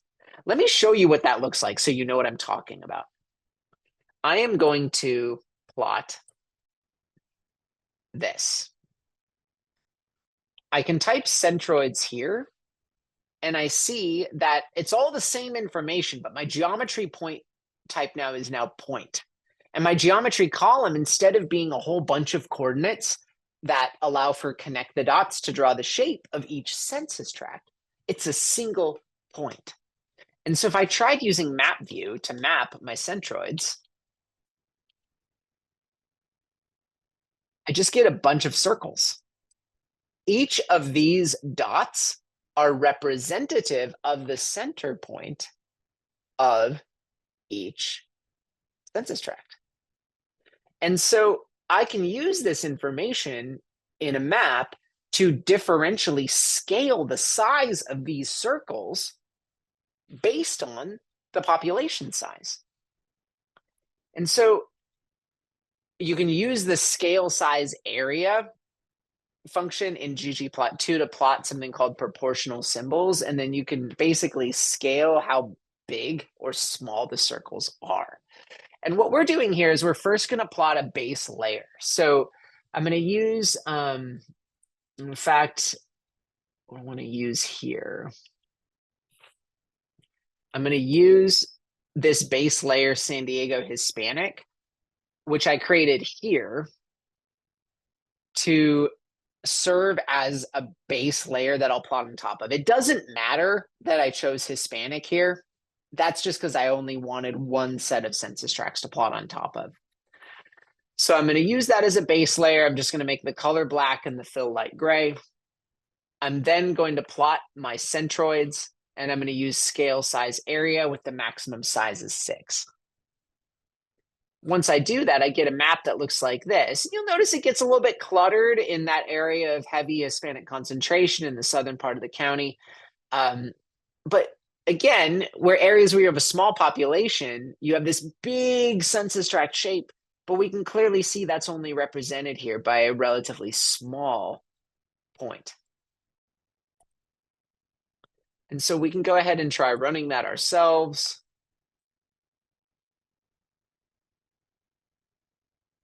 And we get back the same plot.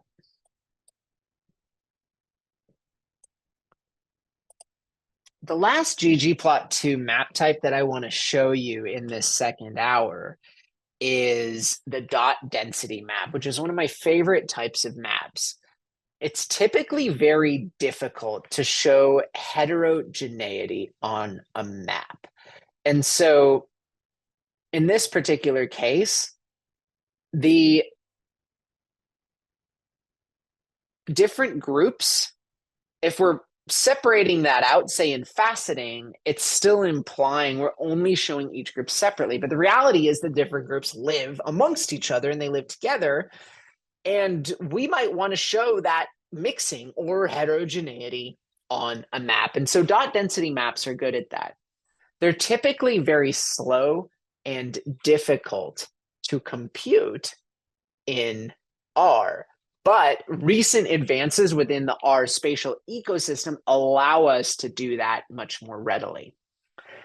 I wrote a function called as.density, which is in Tidy Census that prepares your data for dot density mapping. And what it does is it scatters dots randomly within some sort of aerial unit, like a census tract, relative to the given population size of one or more groups. And I want to show you how that works. Here's the function. I can convert my count data to dots. I say as.density. The value that I'm using to make the dots is my estimate column. Values per dot, this is important. This governs your dots to data ratio. So we're saying every dot should represent about 200 people. And then I specify a grouping variable, which is the variable column. This creates dots per group rather than dots for the entirety of the population within that tract.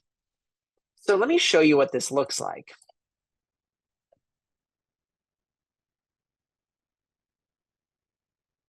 It'll take a moment to run because we got to compute all those dots inside of those different census tracts. And this is what we get back. We get about 15,500 dots. And you'll notice that it tells us what census tract the dot belongs to. The estimate in the margin of error column, that's something that we can use as a reference, but it doesn't refer to the specific dot. Each dot represents about here 200 people. But we'll notice here that the dots are shuffled in random order. And this is really important because if your dots are not shuffled, and as.density does the shuffling for you, you'll get, say, all of the Asian dots, and then all of the black dots, and then all of the white dots, etc. And if that's happening, you're going to stack different groups on top of each other and not show the heterogeneity that you want. And so this allows us to go in and pop in our base layer again. And now we plot our dots. You'll notice I plot it with a very small size. And then I'm using this trick to override the aesthetic and make the dots in the legend larger, because we wouldn't want the dots in the legend to be as small as they are on the map. That's what would happen by default. So we're overriding this to make the dots larger. And what we're going to get is a map that looks like this, where you can see heterogeneity and mixing. So the green dots represent Hispanic, the purple dots white, the blue dots are black, and then the red dots are Asian. Let's go ahead and try that out over here in Posit Cloud. It'll only take a moment to plot, and here we have our map.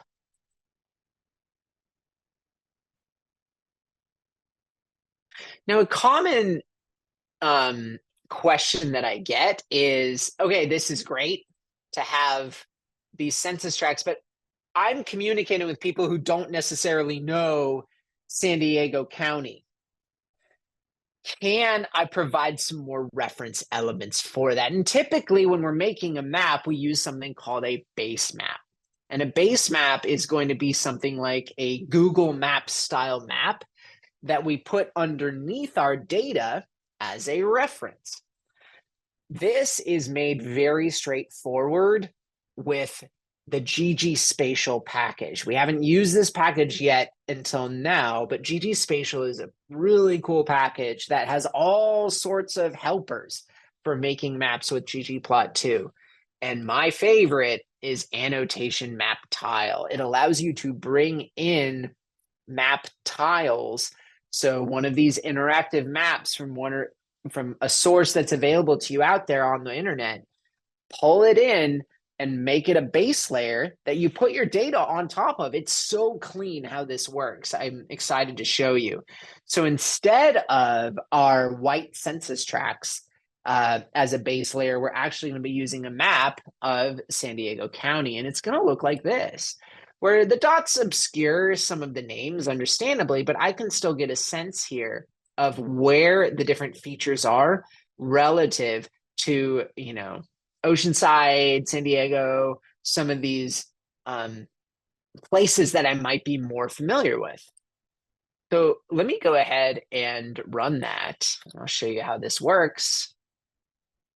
Does not take very long to compute. It pulls down those map tiles for you from the internet.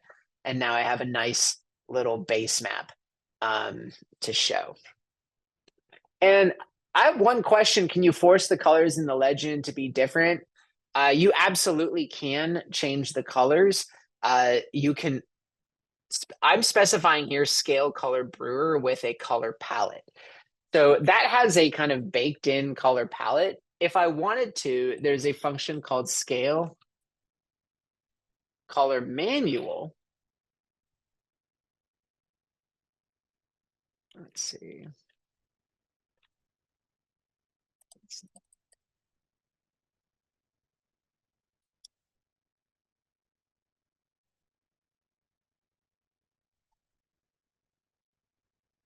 And what that does is it allows me to put in a custom mapping of values. So if I wanted to say, I want the values to be red, blue, green, or I can use a named vector where I could do something like Asian equal, like if you wanted Asian as blue and black as red, I would say Asian equals blue and black equals red, et cetera, et cetera. And then it's going to specify that out for me.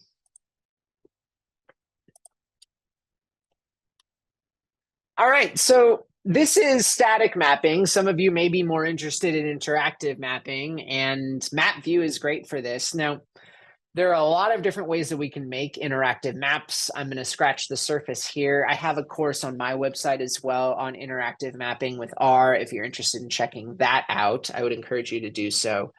And in this particular case, map view, uses the basic Viridis color palette by default when we specify a Z column, but we can actually pass in a custom color palette function here.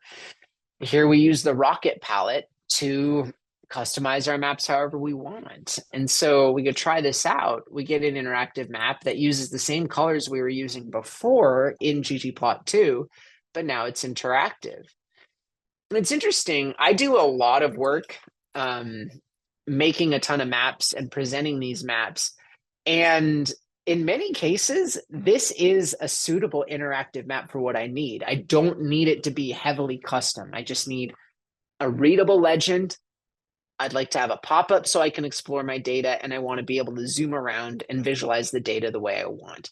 And so doing this customization allows me to do that sort of thing and get me an interactive map that I can show with a team that I'm working with, and that sort of thing.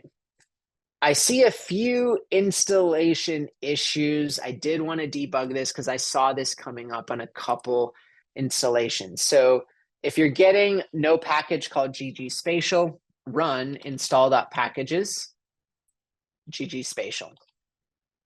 I'm going to paste that into the chat. I did see this come up in some testing. You're going to want to run that. So in this case, it's going to, for me, said it's already loaded. Do you want to restart R? I'm going to say no, and you'll notice I install it. Some of you are also getting an error that says no package called Pretty Map R. The solution to that is exactly the same. I do install.packages, Pretty Map R. I'm going to paste that into the chat as well.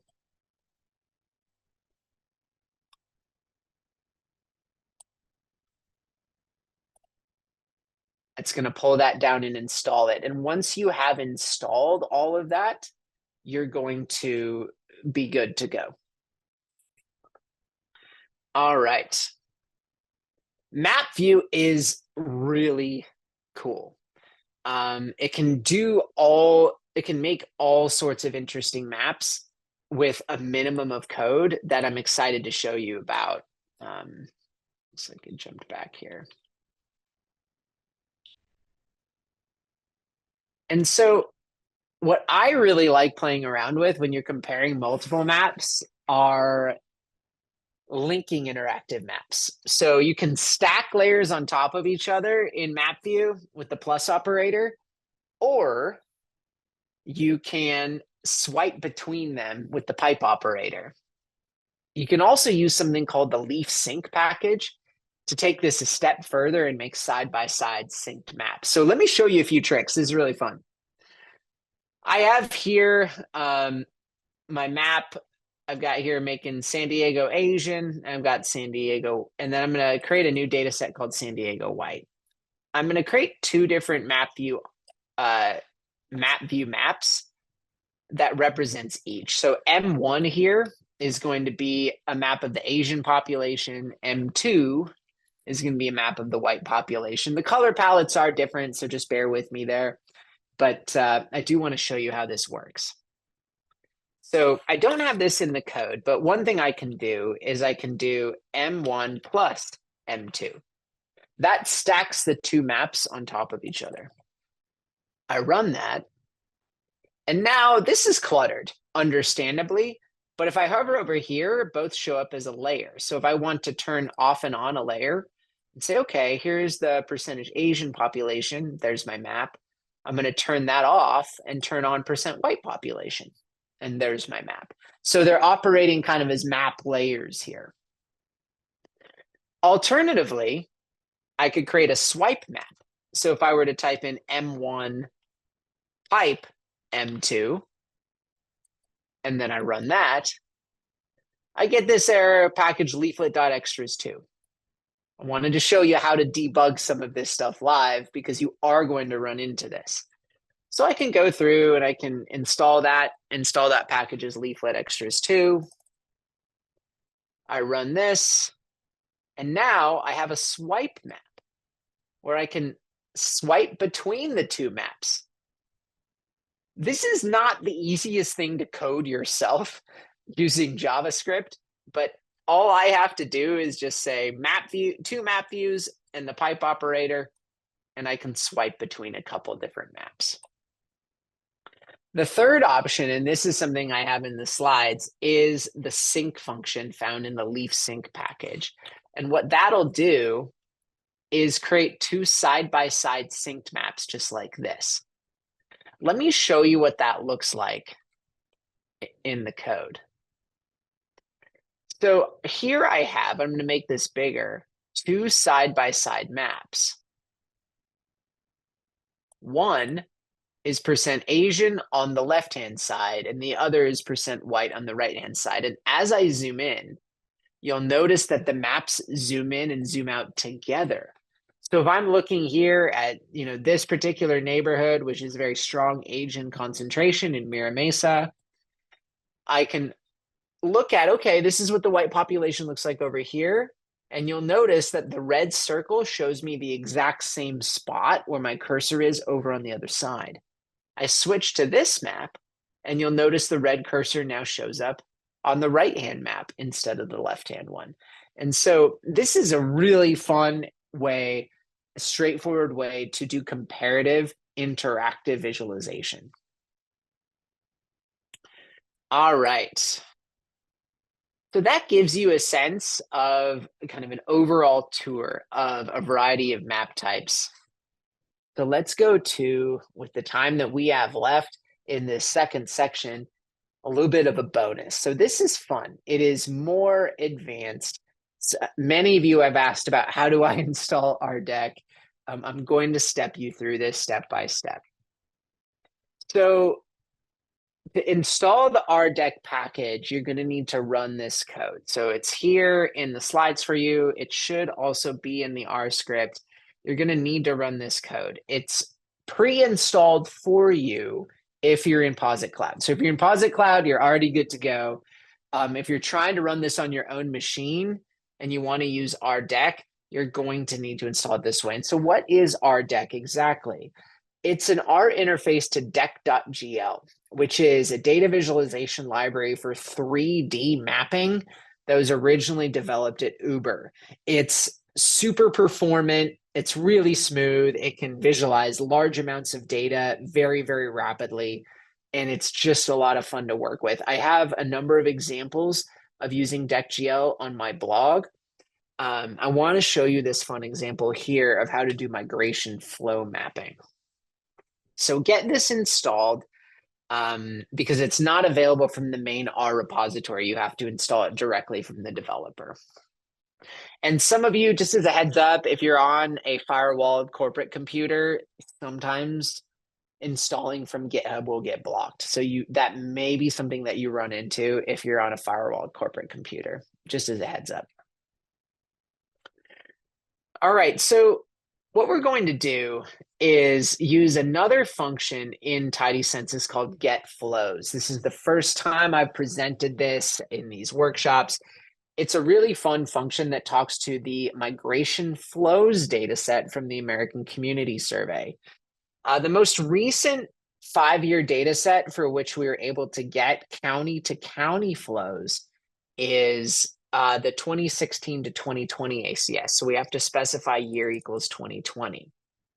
I'm doing a little extra code here where I am only looking at inflow here to Fulton County, Georgia, which is Atlanta, for those of you who are less familiar.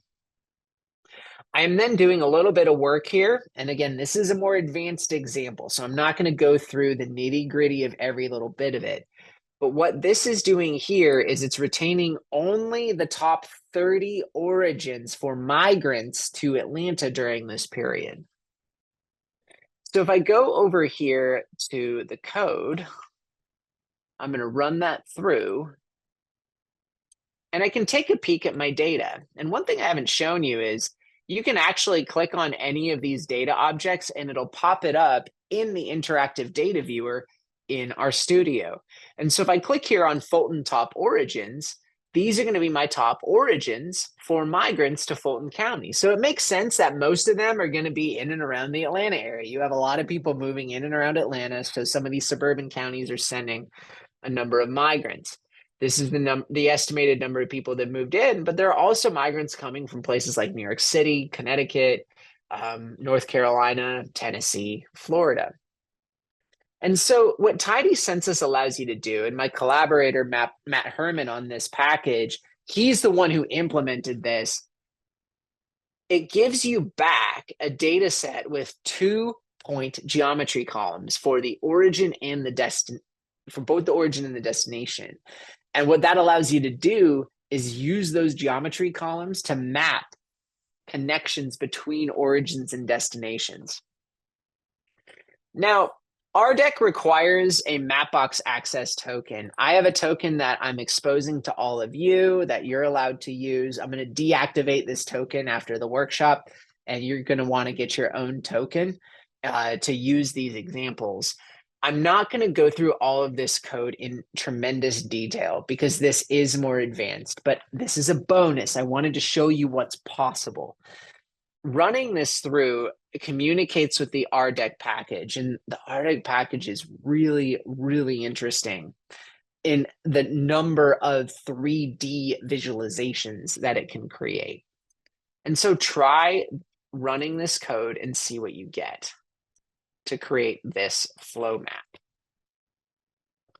I now have a map of migration flows for the top 30 origins to Fulton County in that 2016 to 2020 period. But look how fun this is. I can zoom in and out, but also if I hold down my command key on my Mac or my control key on Windows, I can modify the pitch and the bearing of the map. So I can tilt it. I can move my map around in full 3D, and I can zoom way in and explore these origins. You notice the width is scaled to the volume of migrants. But here I have a really performant 3D visualization that shows migration flows to Atlanta at the end of the last decade. This is a lot of fun to play around with, but also I've found these types of maps to be very persuasive, where I've used them professionally to think about not just visualizing migration flows if people are interested in doing business in a particular market, or even at a micro level, if you have more detailed origin destination information, you might say, well, where are people commuting to, especially post-COVID? Are people commuting a little bit differently than they used to? And incidentally, we're going to explore work from home data in hour 3. But these migration flow maps are really, really fun to work with. And I would encourage you, because I'm not going to go into step-by-step detail on this for this workshop for time purposes, but I'd encourage you to look into RDEC a little bit more and figure out some really fun ways that you can visualize your data. All right. Well, that takes us to the end of hour 2. Let's take another 10-minute break. So we'll start again 15 minutes after the hour. So that'll be 2:15 p.m. Eastern time. During this 10-minute break, here's an exercise you could try out. Try reproducing one of the maps you created with a different state or county combination. So swap in a different state or county, maybe one that you're familiar with if you're from the US or place you visited or know about if you're not from the United States, and see what patterns you observe. But for me, that often is a great way to learn some of these skills. You have your code that produces something and it works. Now try modifying it a little bit. If it works, great. If it doesn't work, try to figure out why it doesn't work. And that can be a really productive learning process. So let's break for 10 minutes. I'll see you back here 15 minutes after the hour. And we're going to cover a couple, I think, pretty interesting, but more advanced examples. All right. Welcome back, everyone, to hour 3 of today's workshop. And for those of you who have stuck around for hour 3 today, nearly 200 of you have. I really appreciate it. It's a really busy time for everybody, and you taking this amount of time out of your day to spend it with us and learn about some of these tools. I really appreciate all of you have taken that time. And especially for those of you who who have attended all of the webinars. I know there are some of you in there. That is a very significant time commitment that I do appreciate. And so this will be fun. I'm going to show you a couple advanced workflows that really come straight out of the work that I do on a day-to-day basis. And so for those of you who are brand new to these tools, This is more advanced.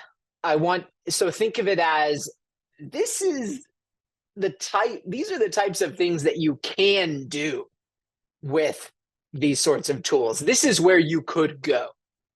Not all the code will immediately click, but hopefully you'll get a sense, and I'll walk you through the way the workflows work. For those of you who are curious, looking for some more advanced skills, hopefully these workflows will be of use to you, because they are workflows that I use on a fairly regular basis in my work. And so I'm excited to share them with you today. And so there are two such workflows that I'm going to share. One is about automated mapping, and the other is small area time series analysis, which is something that several of you have reached out to me about. And so I wanted to show you how that works. All right, so first things first, let's talk about automated mapping. And automated mapping, what are you talking about with respect to automated mapping? Let me explain. Let's come up with a hypothetical challenge here. And it's really not that hypothetical, because this is something that I have to do on a fairly regular basis. And so let's say you're at work, you work in business in some capacity, focused around, and you're pulling in demographic data that is helping you out with some particular initiative. And your boss comes to you and says, okay, really interested in changes or understanding work from home. There are so many different industries that are so acutely interested in work from home. Real estate is one, transportation is another, retail is another. Because if we see more work from home, this has all sorts of downstream implications for, fewer people are coming into downtowns to work. That impacts all of the businesses and retailers there. It has implications for real estate and office tenancy. It has implications for transit patterns around cities. This is a pretty important shift. And, I don't need to tell any of you this, but, in the United States, something that we observed is, due to stay-at-home orders during the COVID-19 pandemic in 2020, that led a lot of white-collar jobs to go online, and they still haven't fully come all the way back to the office, and they may never will. And so your boss says, I'd like you to look at geographic patterns in working from home for the 100 largest counties by population in the US. Make me maps for each county. I'd like to flip through them. You look at that and you say, okay, that's something that is doable. 100 maps is a lot. It's a lot of work. Even if we were learning all of the skills that we just learned already in this workshop, going through over and over again to manually go in and change the code, even though the code is written, that's going to take me a fair amount of time. And I'm going to have to figure out the right way to organize that. I might not necessarily know how to organize that. So I want to show you how I do this, because this is something that I actually have to do on a regular basis in, some of my consulting engagements and some of my work. Here's something I want to look at a bunch of different locations. I don't necessarily want to make even an exploratory map over and over and over and over again. So and there have been a few questions that have come up over in the chat.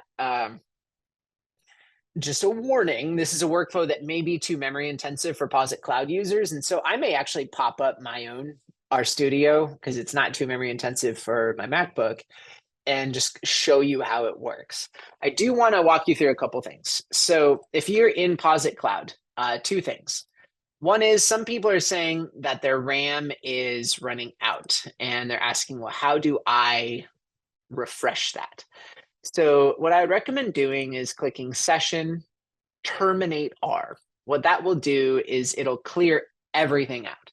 Now, what that means is it's going to clear out your RAM, clear out your workspace, and it'll take a moment to refresh. You'll notice that I have more RAM available to me now. It's going to all pop up again for me. If you want to do a fully clean refresh, what you would do is click the options here and relaunch the project. So as of right now, I still have a lot of stuff in my environment. I'm going to click OK here.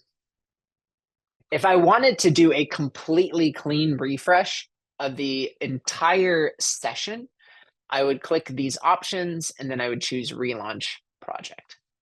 So because I terminated R, I'm going to need to do library tidy census again to get tidy census back. You'll notice even I'm having a few issues here. If you're experiencing these sorts of issues, relaunch the project. Go ahead and do that. If your project is having problems, I did want to go through this with you. Relaunch it. I'm actually going to do that just to show you all how it works. And this will relaunch the project and it'll freshen everything up. And so I do have a related blog post as well, and I'm actually going to paste that into the chat. It is a slightly more advanced version of this workflow that shows you how to do it for metro areas rather than for counties. All right, so I've totally refreshed everything. You'll notice I have my script back, but all of my data objects are gone and I've cleaned out my memory. So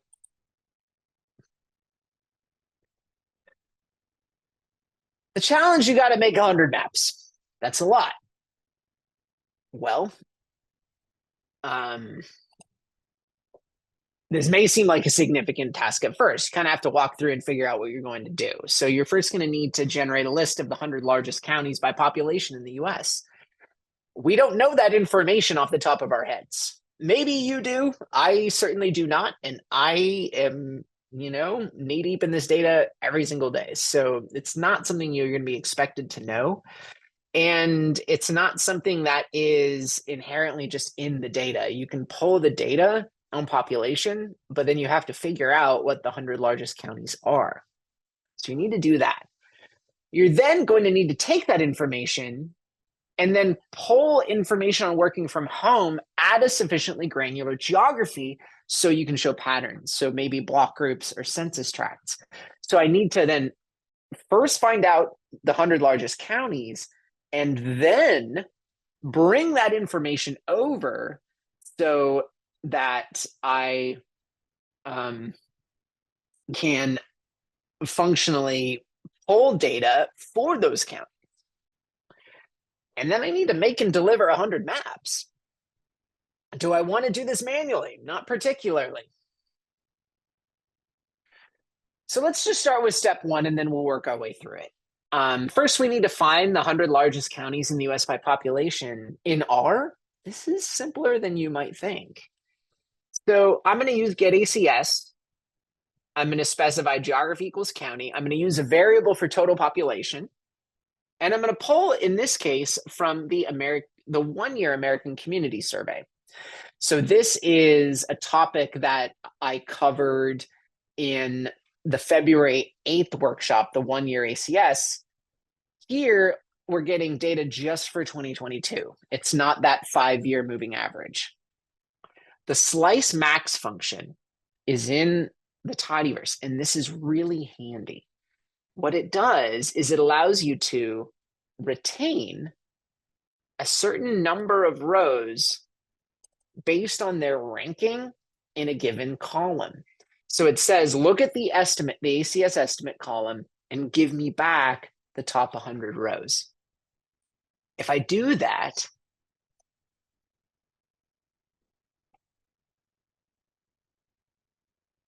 I get back 100 counties ranked in order of total population. And you'll notice here the margin of error for all of these counties is NA. That means that in this case, the margin of error is controlled. So you can have confidence that this is the true estimate for these counties. So the largest county is Los Angeles County in California, though it is losing population, but it's still number 1. Cook County second. Harris County, which is Houston, is 3rd. Maricopa, which is Phoenix, is 4th. And then San Diego County is 5th. So the 100 largest counties, this is one of the things. You might know that a lot of these counties are among the largest, but you get down here to the bottom thinking, Bernalillo County, which is Albuquerque, Tulsa County, Montgomery County, Texas, which is outside of Houston. You might not know what these counties are. And so we've got a data set here that has all of the 100 largest counties. Okay, that's step one. We now need to progress to step two, which is we need to get data for those counties at, say, the block group or the census tract level so we can show patterns. And that gets a little trickier. We need to go through and organize our tract data county by county. So I could, in theory, go through and say, okay, I know how to use get ACS. I can specify a state and a county. I could manually go through and say, okay, here's Los Angeles County. I can find the variable for work from home. State equals California, county equals Los Angeles, pull my data. Now I have that. Now I just modify again, get it for Cook County. Now I modify again, get it for Harris County. You can do that, but already that's sounding pretty tedious. And when I'm teaching programming to my students at TCU, I use this book by Alan Downey called Think Python. And one of the favorite quotes out of the book that I like to cite is about iteration. He says, and I quote, repeating identical or similar tasks without making errors is something that computers do well and people do poorly. You can think about this for any sort of task that you might do. For example, if I am lifting weights, even if it is a very light weight, like a 3-pound weight, I might lift the weights the first several times and I feel fine, but eventually I'm going to get tired. My form is going to get bad. I can't keep doing it. When it comes to tasks at work, it's the same sort of thing. If I have to do the same thing 100 times, 500 times, I'm going to start to fatigue, and my performance on kind of the back end of that set of tasks is going to be weaker than it would be on the front end when I just started. We all understand that to be normal. But if you think about using the computer, using R as an extension of what you do, that opens up so many possibilities. The per package in R is your one-stop shop for iteration. And now granted, if for those of you who are fans of base R, which is the core set of functions and methods available to you that in R, you can by all means use that. You might be familiar with loops for those of you who know computer programming. And again, this is a little bit more advanced, but the per package integrates with the tidyverse, and I really like it because it allows you to flexibly iterate through your data. And by iterate, I mean step through it bit by bit and do the same thing over and over again so that I don't have to do that. So let me walk you through some more sophisticated code here. We're going to run, we can run this code. And I have on the next slide an explanation of what is going on here. So I'm going to walk you through this, and you're welcome to try it out in Posit Cloud. It may be a little memory intensive, and honestly, I'm going to give it a shot. So this code, we're going to let it run through. I am going to try running it. It may be fine. And then I want to talk you through exactly what's happening. So let's go ahead and launch it and see how it goes. You'll notice it's doing something over and over and over and over and over again. It's hitting the API. And this is why I say you want to get that API key, because I'm actually hitting the API now 100 times. So let me jump back to the slides while this is working, and hopefully it won't crash. If it does crash, we have a backup plan. So let's talk through this. I'm starting here, and this is more advanced code. you'll notice this pipe operator that reads as then. What it does is it passes the result of the first line to the next line. And what's happening here is we're taking our top 100 counties. So that was this data set of our top 100 counties that we have here. Then we're splitting it into something called a list. A list is a flexible data structure in R that I'll show you in just a moment that organizes different elements in a single object. I'll show you what that looks like in just a minute. So it's finding unique values in the name column. So the name of the county, and you can think of it as taking our data set of 100 counties and splitting it out now into a list with 100 elements. Each of those elements contains a single row that represents the row for each county in our original data set. So we've split it apart. Then we use the map function. This isn't making a map. Map means it's mapping or iterating over each of those county data sets. We specify a function that we want to perform. And so we're basically doing this for every county. Each row, so each county is going to be referenced as county in this process. So what we'll do for each county is we will extract using this str sub function in the tidyverse the first two characters in the GeoID column.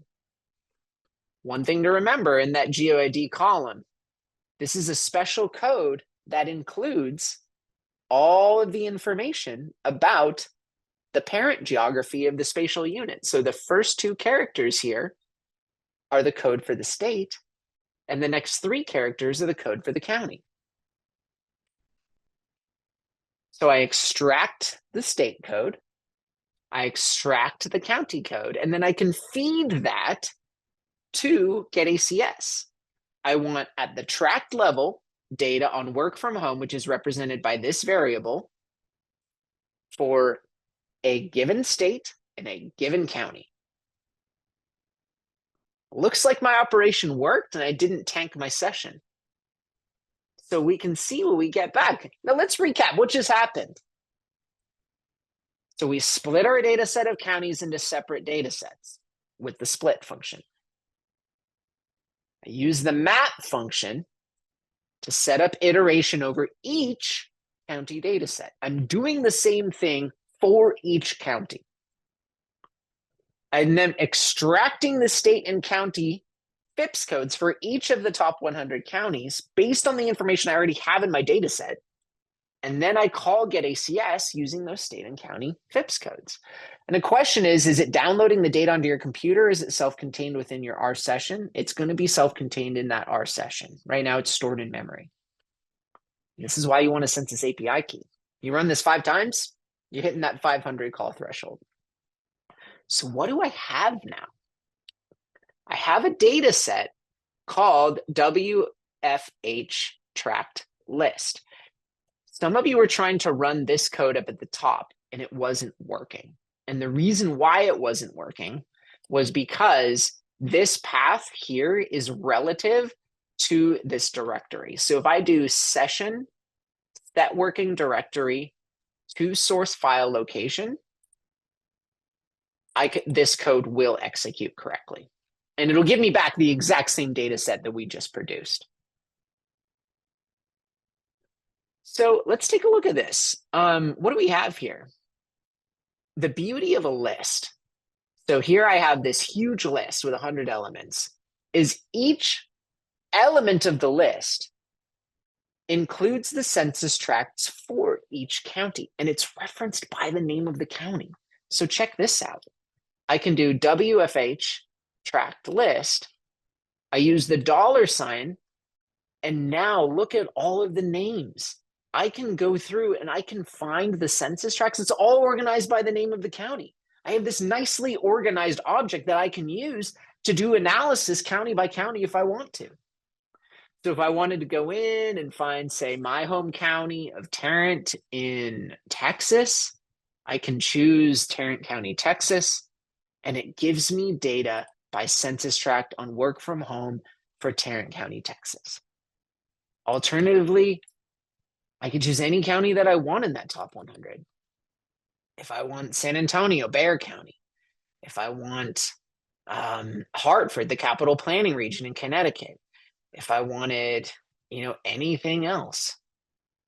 Here I've got, Utah County, Utah, San Francisco. Here's San Francisco. There's my data for that. All of that is available to me. And once I have all this data in hand, I can continue to iterate over it if I want to and make anything I want. So check this out. Let's make some maps. Do I want to map all of these by themselves? No. Instead, I specify the same map view code using the same workflow, and I can generate 100 maps all at the same time, basically. In this case, it's sequentially, but it doesn't take me very long. So let's use map to make some maps. What this is doing is it's going to iterate over each data set of census tracts. For every county, make a map of the estimate column with a title of % working from home. If we try this out, it does not take very long to make the maps. You'll look at it, it'll be several seconds to make 100 maps. Not too bad. If I were doing that by hand, it would have taken me a lot longer. It's already done. And now I could do something like work from home maps. I pick any of the counties that I want, and all of those maps are already made. So Denver County, Colorado, map is made. I can go explore, look at work from home. Do I want another map? I can pick whatever county I want. Let's do Miami-Dade County, Florida. Map is already made for me. Now, granted, you might say, well, I like to do more custom mapping. Is this going to be appropriate for a given county? I'd like to put my custom touch on it. And that is a fair criticism. I understand that. I remember I tweeted this out on social media and someone said, well, those maps are super basic. And I responded, well, that's not the point of this. You could make this map as sophisticated as you want by dressing it up inside of here. The point is to show we just went through a workflow where we did data acquisition and data wrangling and mapping for 100 different counties within a matter of minutes. And yes, I understand I've pre-written the code, but once you have that template set up, you can design workflows that make your work so much more efficient. So hopefully you have some fun with that. Honestly, I understand that's a more advanced example. So for those of you who are just getting started, don't expect you to fully understand that right now. But take that as an example of where you can go and how you can make your work so much more efficient once you learn these skills. Because iteration in R, it's not limited to just this. You can make reports in batch at scale. You could do statistical analyses, county by county or metro by metro. There's so much that you can do once you start to master some of these skills. All right. Now for the final topic that we're going to cover today, that's going to be small area time series analysis. And I've gotten, as I mentioned, a lot of questions about this from the user community. They say, you know what, I'd like to know how to, for small areas, show change over time. And I know that's hard for a variety of reasons. For those of you who attended on February 22nd, we did talk about time series analysis a little bit and some of the pitfalls with census data. And this is something you're going to get asked quite a lot because people want to know change over time. In-place statistics are interesting, but people are so interested in trajectory. Well, how has it changed in the last 5 years? And once you know how it's changed in the last 5 years, maybe you bake that into a forecast to look ahead to the next 5 years. There's a lot you can learn from change over time that you're going to want to know about. So you did a good job on the previous assignment. Now your boss gives you a follow-up. That's interesting, but I'm really interested in knowing how work from home is changing over time in our target markets. Can you show me where work from home has increased the most in Salt Lake City, Utah?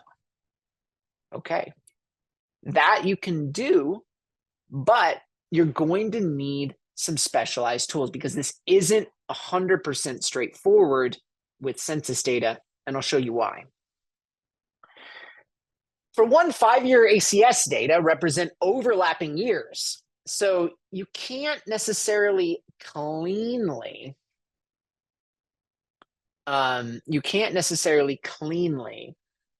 compare, say, the 2021 5-year ACS with the 2022 5-year ACS. That comparison has some meaning to it, but it includes overlapping samples, so it's not a clean comparison.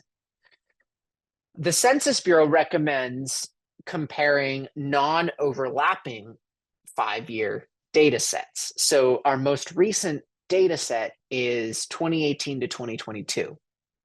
So then you go back to the 2013 to 2017 ACS to make that clean comparison. So with the ACS data that are available in Tidy Census, you can compare with 2008 to 2012 and 2013 to 2017 for the most recent data. Now, Tidy Census supports a data set called the comparison profile.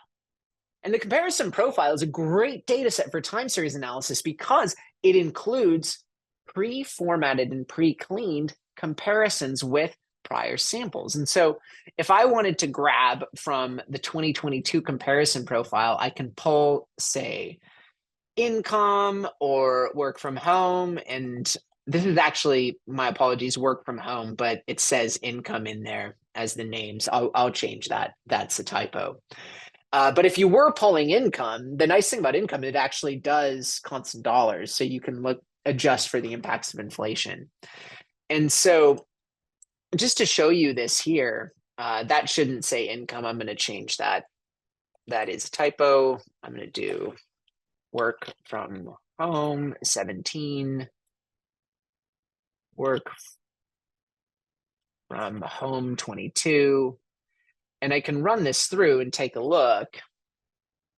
And what this is showing me is you can notice the pretty significant leap in working from home across most counties in Utah. And Utah in particular is an interesting remote work state, particularly if you look at Summit County, Utah, which I believe is Park City. You've got a lot of people already working from home there, these Zoom towns that we see.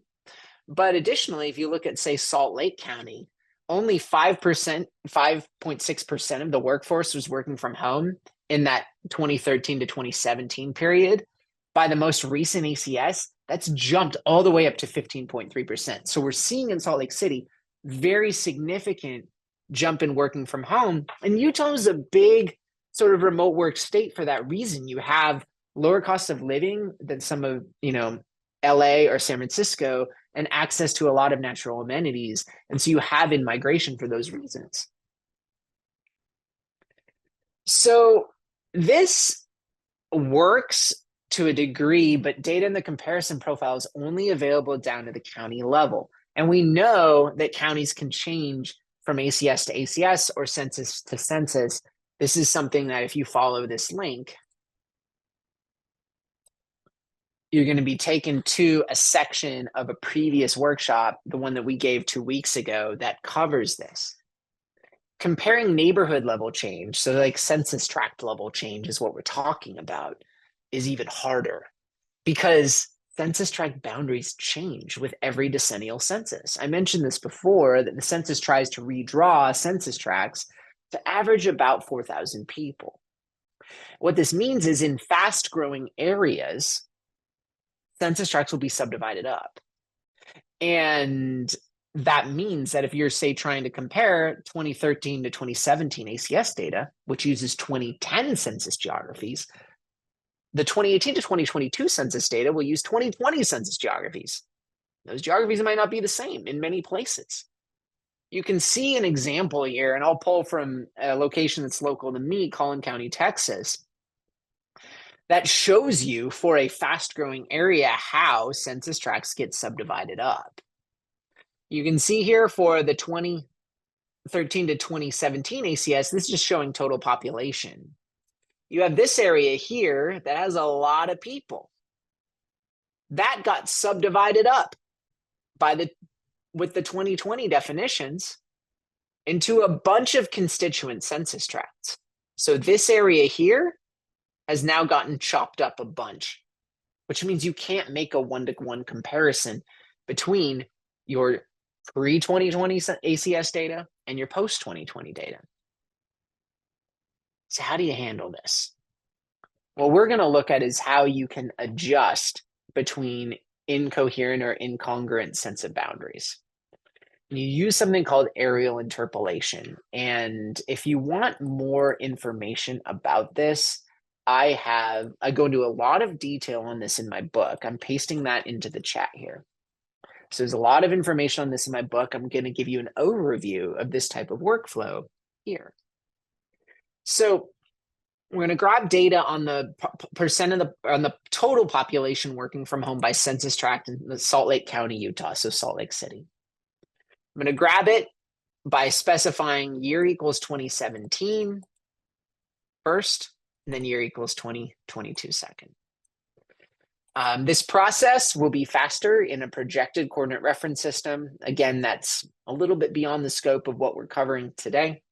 But for those of you who are familiar with coordinate reference systems or projections, what we're doing is we're just adjusting the coordinates to a 2D coordinate system that is appropriate for Salt Lake City. So I'm pulling data here. And I want us to look at this real quick because we have data, and you can see here in my environment pane down here below.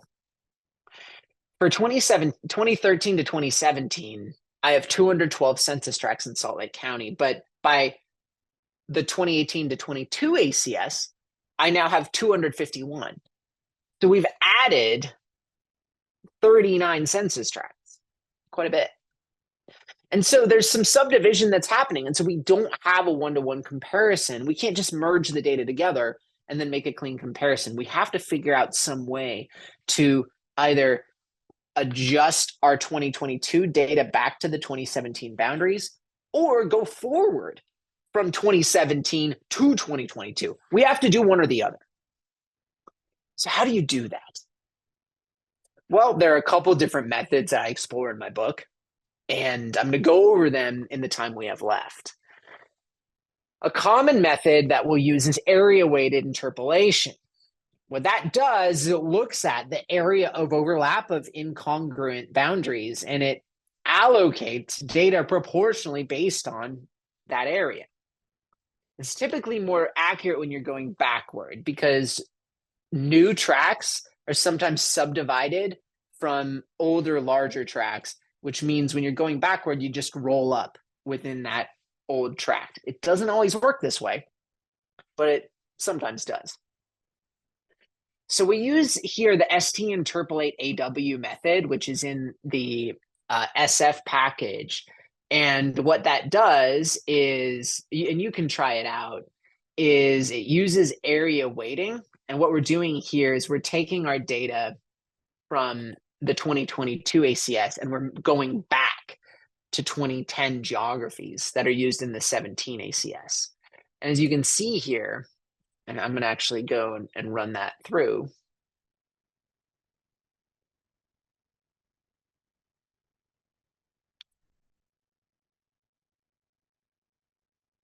Let's see. You've got the newer geographies, and in fact, make sure those names are correct.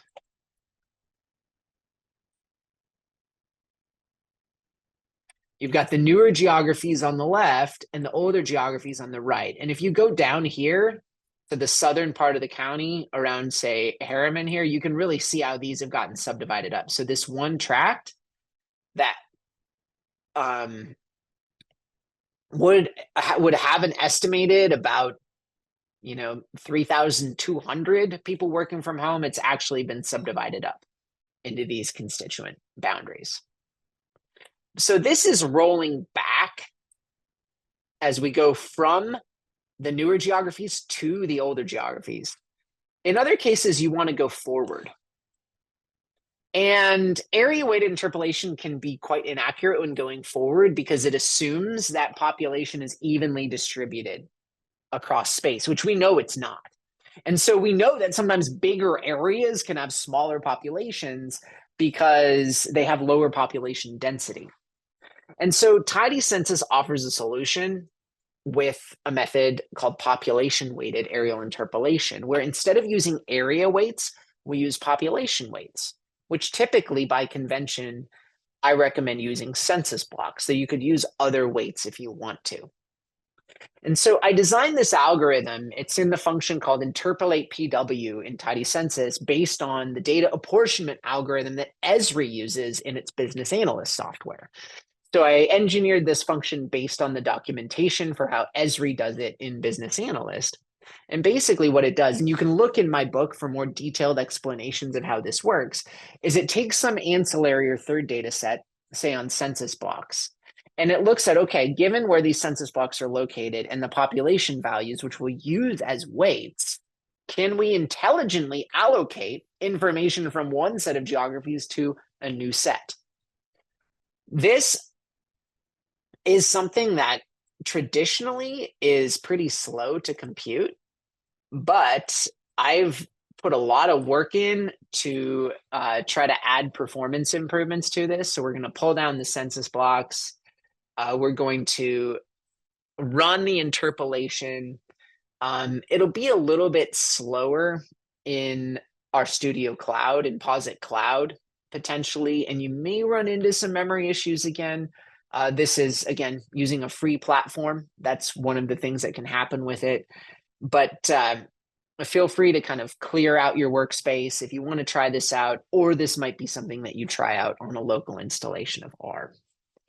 And so, given the time that we have left, I'm going to walk through the slides. We see here comparing 2017 and 2022 geographies. And this is where, again, we're going, in this case, from our 2017 data to our 2020 data, our 2022 data. We can then take that forward and then evaluate change over time. And so looks like I'm having some memory issues here. So I'm just gonna, stick with the slides, because understandably, these are more advanced examples and they'll be more memory intensive. But we're going to use this code, which we covered in more depth right at this link here, the process in the February 22nd workshop. And what I'm functionally doing is, now that I have my data at 2017 adjusted to 2022 geographies, this code is a little bit more complicated, but what it allows me to do is go in and merge that information together at consistent geographies. And so once that's done, I now have a map where I can actually show where you see the most growth in work from home and where you've seen less. In Central Salt Lake City, and in particular on the fringes, we're seeing a lot of new remote workers. And so if we're interested in that, we're able to now make these sorts of comparisons. All right. From a timing standpoint, this is about perfect timing for finishing things up. And so I'm going to go through and, see if there are any, particular questions that I want to answer. So looking through this, we answered a number of them live. I see a few questions about this. Does this only work in census, or can I use another data set with populations? Interpolate PW, it's designed for census data, but you can absolutely use other population data sets.